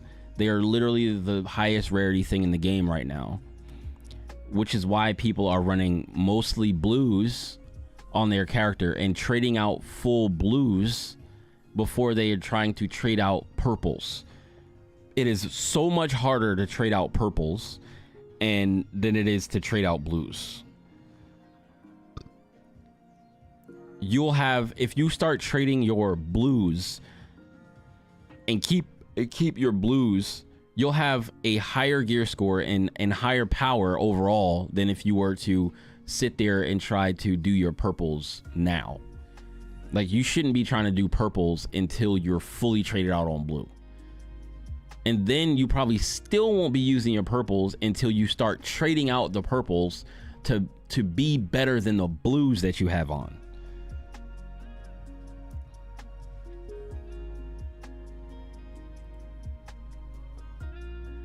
Because there's literally some stuff for some green gear pieces that I have that I won't even get rid of because they're just too strong. They're like not too strong, but like they're too strong for me to get rid of them and replace them with a blue, because like they give me stat points. So if I took that green piece off, I would lose stat points just to put on a blue piece that doesn't have the correct traits on it.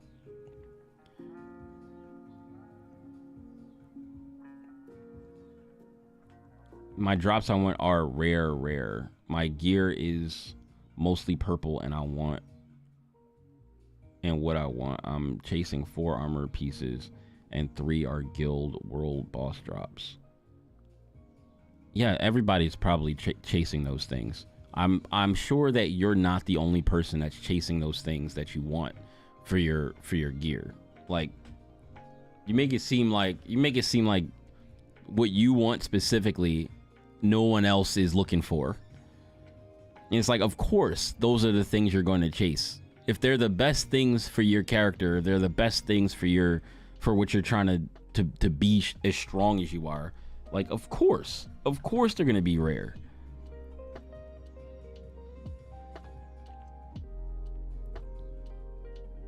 Because they're probably using them.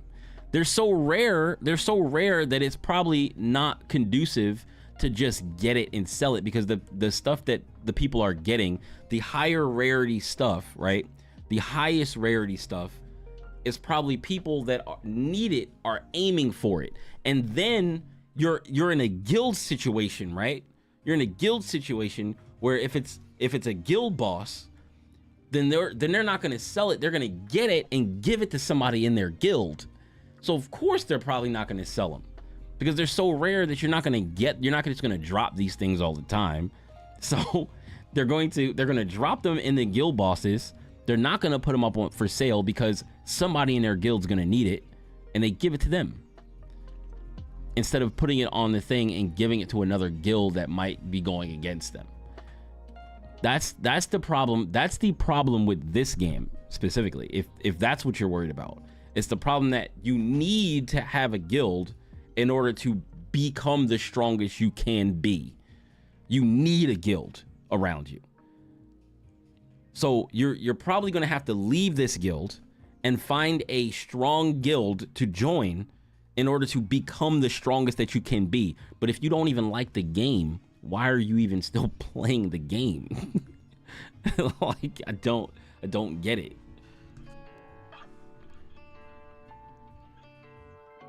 Then risk getting robbed? Yes, that's the risk you take. We're playing the wrong game. Like, this game is not for us. Like, if you want to take it there, this game is not for us. This game not even for Itto and LJ. They think they going to go far in this game. They going to have to play this game forever in order for them to go as far as they want to go. Because they've done stuff like this before in Wakfu, but you don't need a guild around you in Wakfu. You can join a guild, and they've joined a guild and they've befriended people, and then they've also robbed people time and time again in Wakfu. But they played the game so long, and not a whole lot of people play that game, that most of the people playing the game are either French or Spanish. Like there's like no one in the United States playing that game. They're playing with only people from overseas, and that's it. And that's where I think that's where LJ met Ito, was on Wakfu. So they gonna have to play this game forever to get them to the point that they want to get to.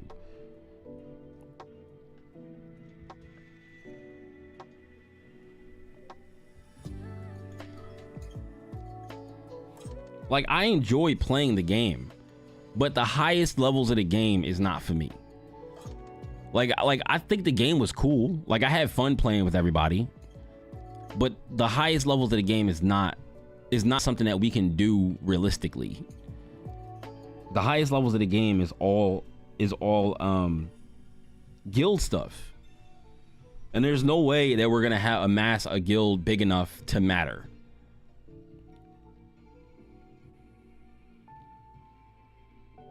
And have everybody be on at the same time. Like, I'm not worried about pay to win. I'm not worried about the items and the rarities and all that kind of stuff. I'm not worried about that. It's just not, the game's not built for us to play in the end game.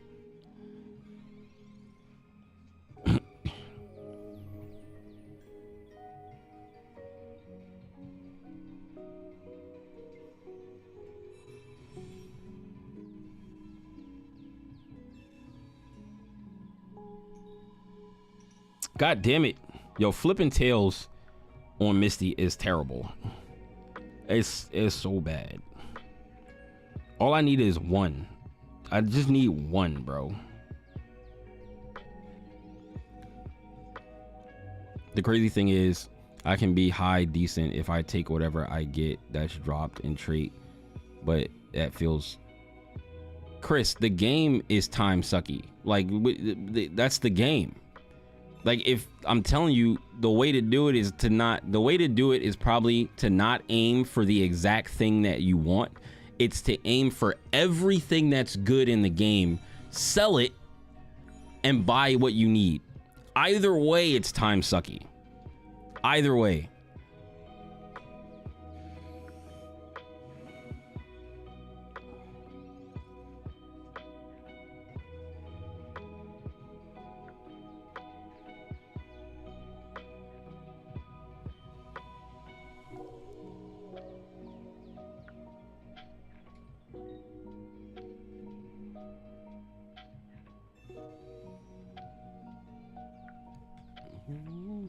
$400 for just the helmet I want. Stop looking at it like that. Just stop looking at it like that. If you didn't intend to put money into the game, then you don't need to be worried about how much money it costs for the helmet that you want. You need to be worried about how much lucent it is and how you're going to get that lucent. Because it's not like you have to pay for the lucent. It's going to take you a long time to get it, probably, but like that's the way to it, is to get the lucent. It's like you just be looking for these out there this $400. It has nothing to do with you because you're not putting any money into the game. If you were somebody that was planning on paying to win in the game and you're like, damn, I gotta spend this $400 on this thing, and then after that I gotta spend this other $400 on this other thing, then I can understand, like, damn, that's a lot. But you're not paying to win. You're not putting no money into the game to get the items you want. So why it doesn't matter. The $400 doesn't matter. The lucent matters. So you need to figure out how to get the lucent. Like, if you're gonna do anything that takes you a lot of time, it needs to be figuring out how to get a lot of lucent. That's the free-to-play game. Getting as much lucent as you can. Not trying to go for the exact thing that you need.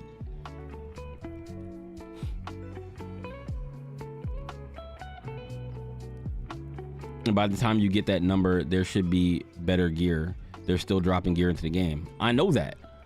So the better thing to do would be literally to just sell all the good shit you get, right? Sell everything good that you get, save up your lucent, and then when the new gear drops, if you have a wealth of lucent, you'll be able to just buy it. Now, I wouldn't buy it when it first came out, because when it first comes out, the prices for it are going to be so high that if you do, let's say for instance, you get your gear up to where you want to get it up to when they drop the new gear, and you're able to get access to the new gear, new drops and stuff like that. If you do drop something that's good, that's not even for you, but you drop it close to when the new gear drops, then like you sell that for a lot of money, and then you save up your Lucent, and then when the stuff starts dropping in price, then you go for the stuff that you need, that's the higher tier gear. That's all.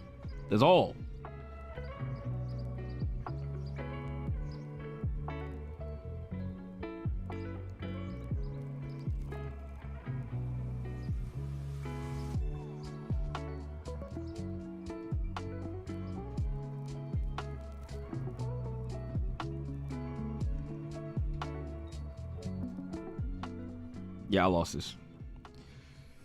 Because Misty flipped tails, so I lost. Someone sold the first world boss drop staff for 100K. Yeah, that's what you're supposed to do as a free-to-play player. Get in there, get the new stuff, and sell it immediately. Because there's somebody, if you get it immediately and then you sell it for a ass load of Lucent, then when the prices start dropping for stuff, because everybody is starting to drop everything, right, and starting to put stuff up on the market and trying to beat everybody's price, then you can buy all the stuff that you need. That's how the game works. But like, it's still time. Like, it's still a time investment, and you can fail. Like, you can fail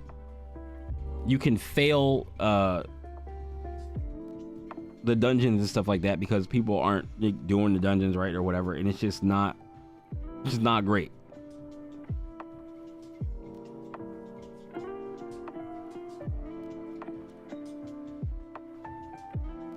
Oh yeah, he's dead. I'm conceding. If Misty flips tails, I think I just quit. Like, the deck is top tier. Like, this deck is like really, really good. But if this deck does it, like, I think all the decks are kind of like that. They have all like coin stuff where you have to flip a coin to do something. If you flip tails on Misty, you're just not gonna win. You're most likely not gonna win, especially if you're going up against another good deck.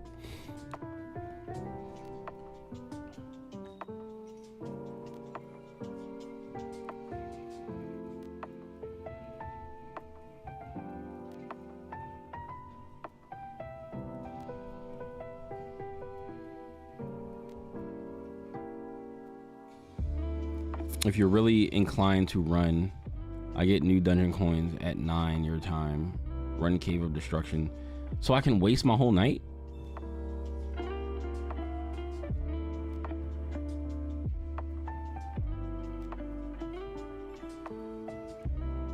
Chris, why are you still playing the game? You keep saying how you don't like the game, but you keep playing it. I don't understand.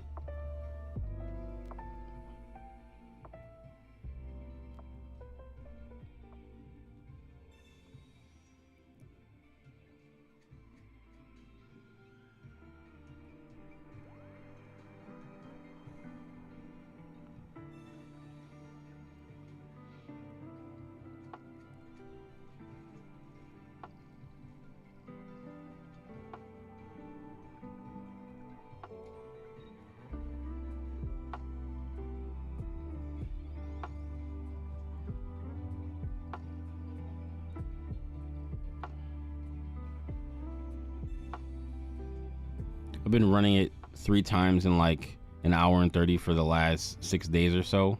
It's easy. Yeah, I'm sure.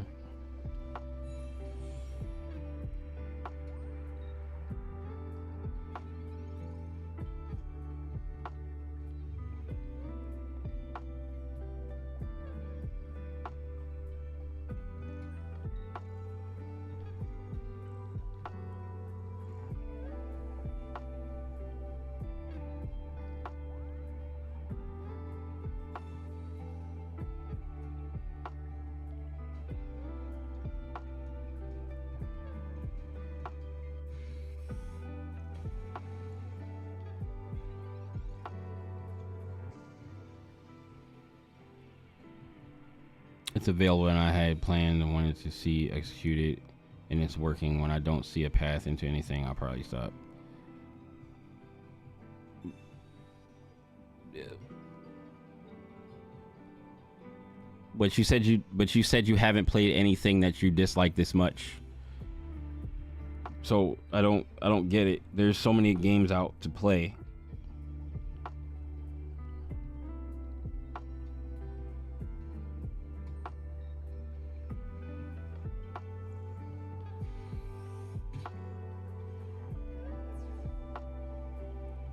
Like there is no path to, there's actually no path to you having a strong guild that can compete with any of the other guilds that are in the server.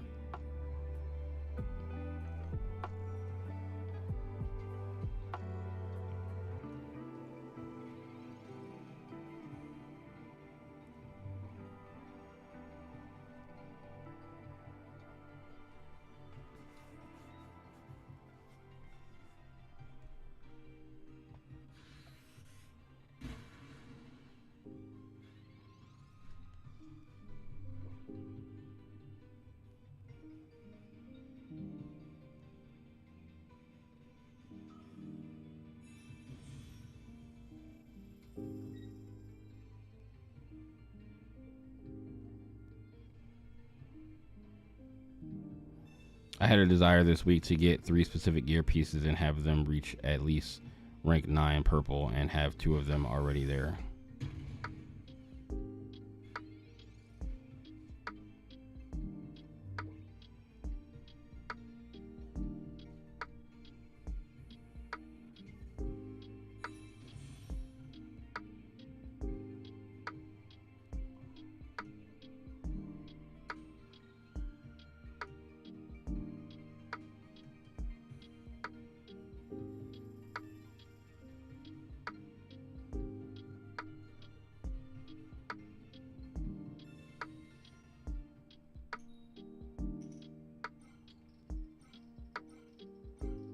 Now you want to give me 6 energies.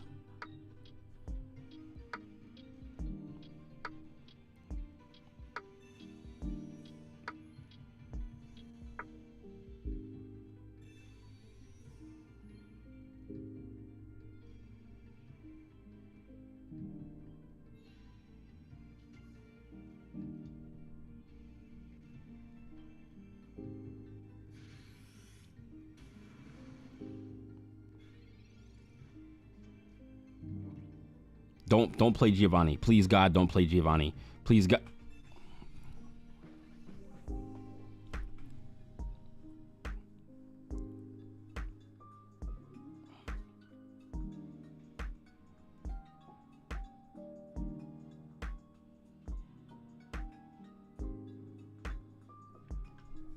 Well, yes, because that's there. Like, that's why I wouldn't want to be in someone else's guild, because if they don't know you, they'll just rob you.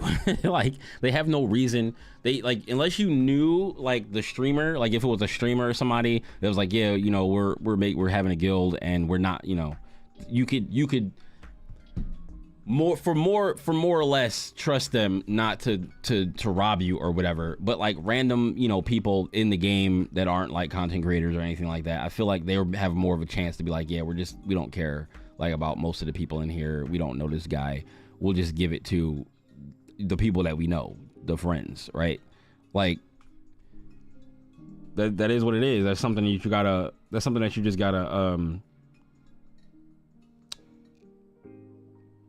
that you gotta deal with if you're gonna play a game where you need a guild behind you. It's just something you gotta deal with.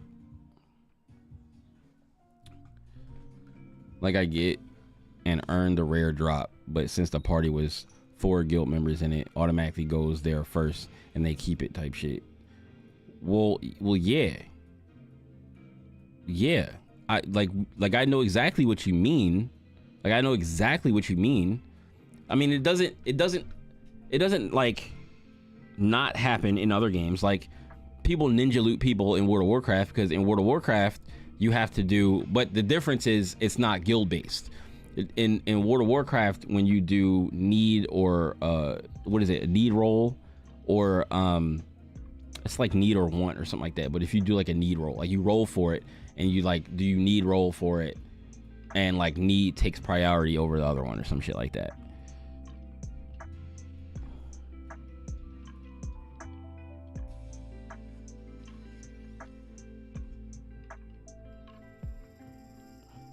Misty, please. Misty, please. This game is rigged. I know a game is rigged. I know it. You know, I accept it. I accept when I play digital card games that the game is rigged, you know? You have a higher chance of getting a ton of heads when you don't need them, when you're already winning and you have all the energy you need. And then in the beginning of the game where you just need a heads, one or two, they're like, nah, we're not gonna give you that. We're not gonna give you that. Maybe one time we might, but we're not gonna give you that.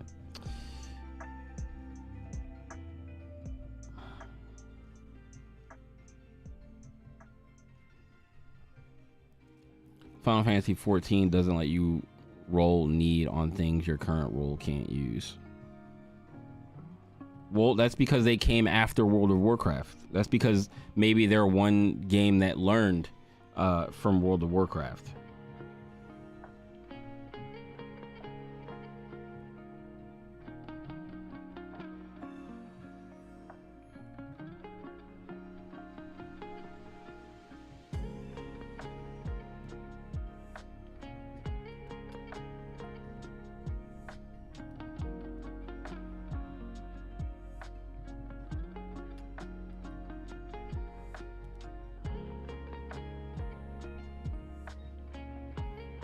Can you explain the energy mechanics? I'm not gleaning them.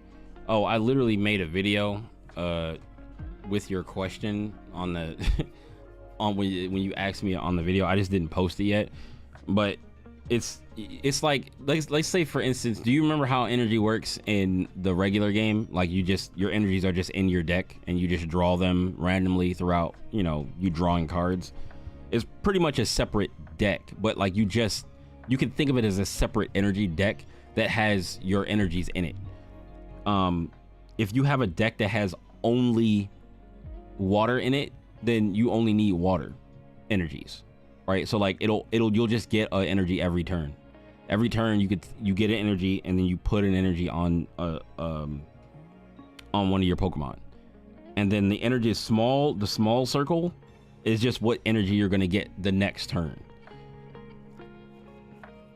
If you have multiple colors in your deck, like if you have the electric Pokemon and you have water Pokemon in your deck, then you're gonna have it's randomly gonna give you a water or electric energy every turn.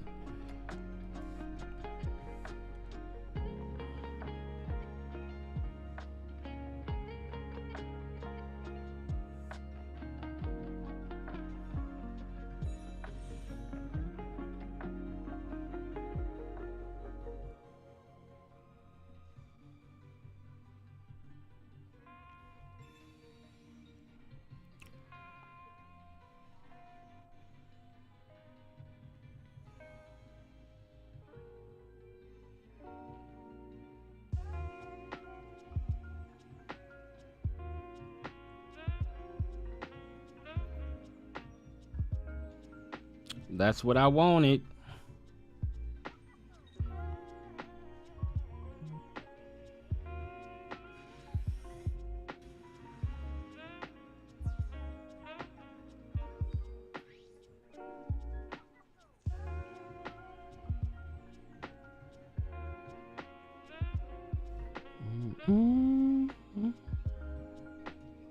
Should I put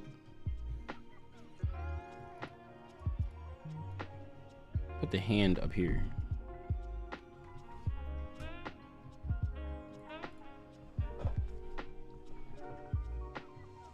What time is it? 5 o'clock.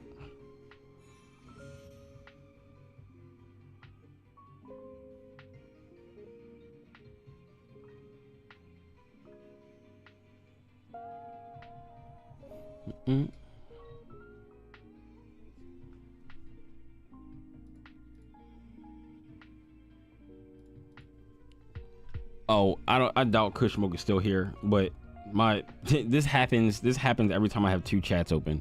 My other chat gets pushed behind my OBS, and I don't see it, and then somebody says something. Like, it'll be open the whole time, nobody will say anything. And as soon as it gets pushed behind my OBS, somebody says something, and I don't see it.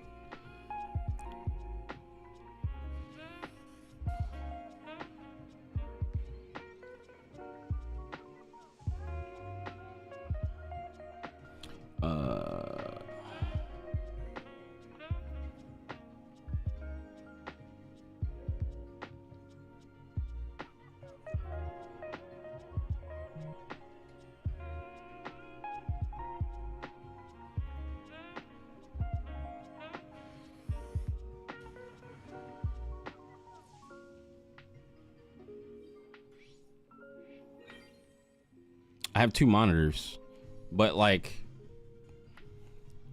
I have two monitors, but I have a monitor over here and I have my main monitor over here. But I have OBS open on the monitor, and in my OBS, there's a lot of stuff. There's the chat that's closest to right where the camera is, which is my Twitch chat. And then I don't have any more, space, because then next to that is like the preview window, and then the preview window for vertical, and then under that is all the other stuff when I need to change things. So then I take another window, pop out the chat from my second stream, and just sit it on top of OBS. But if I ever click OBS or anything, then you know that gets pushed behind, and then like I'm sitting there looking at my regular chat, and I'm just like, oh crap, I don't see my other chat.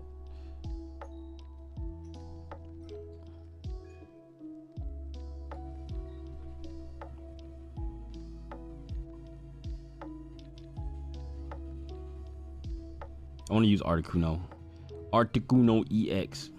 Oh wait, no, I can't do that. That would be selling. I would sell if I did that. Because I can't use Giovanni because I just used a supporter card. I would have lost myself the game.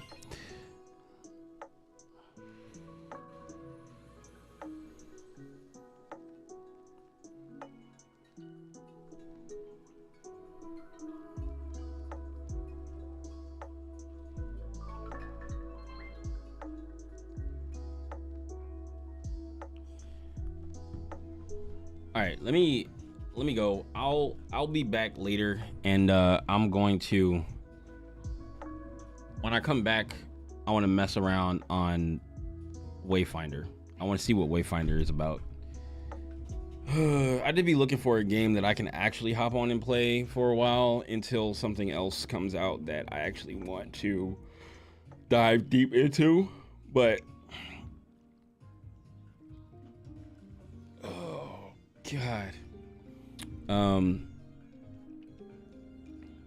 Yeah, I'll try Wayfinder out since it's in 1.0 now, and see what the weapons are like, because the loot system is different now. Now they just drop weapons that are just higher levels, and weapons that have different traits on them. I think more akin to like how Diablo's loot drops are.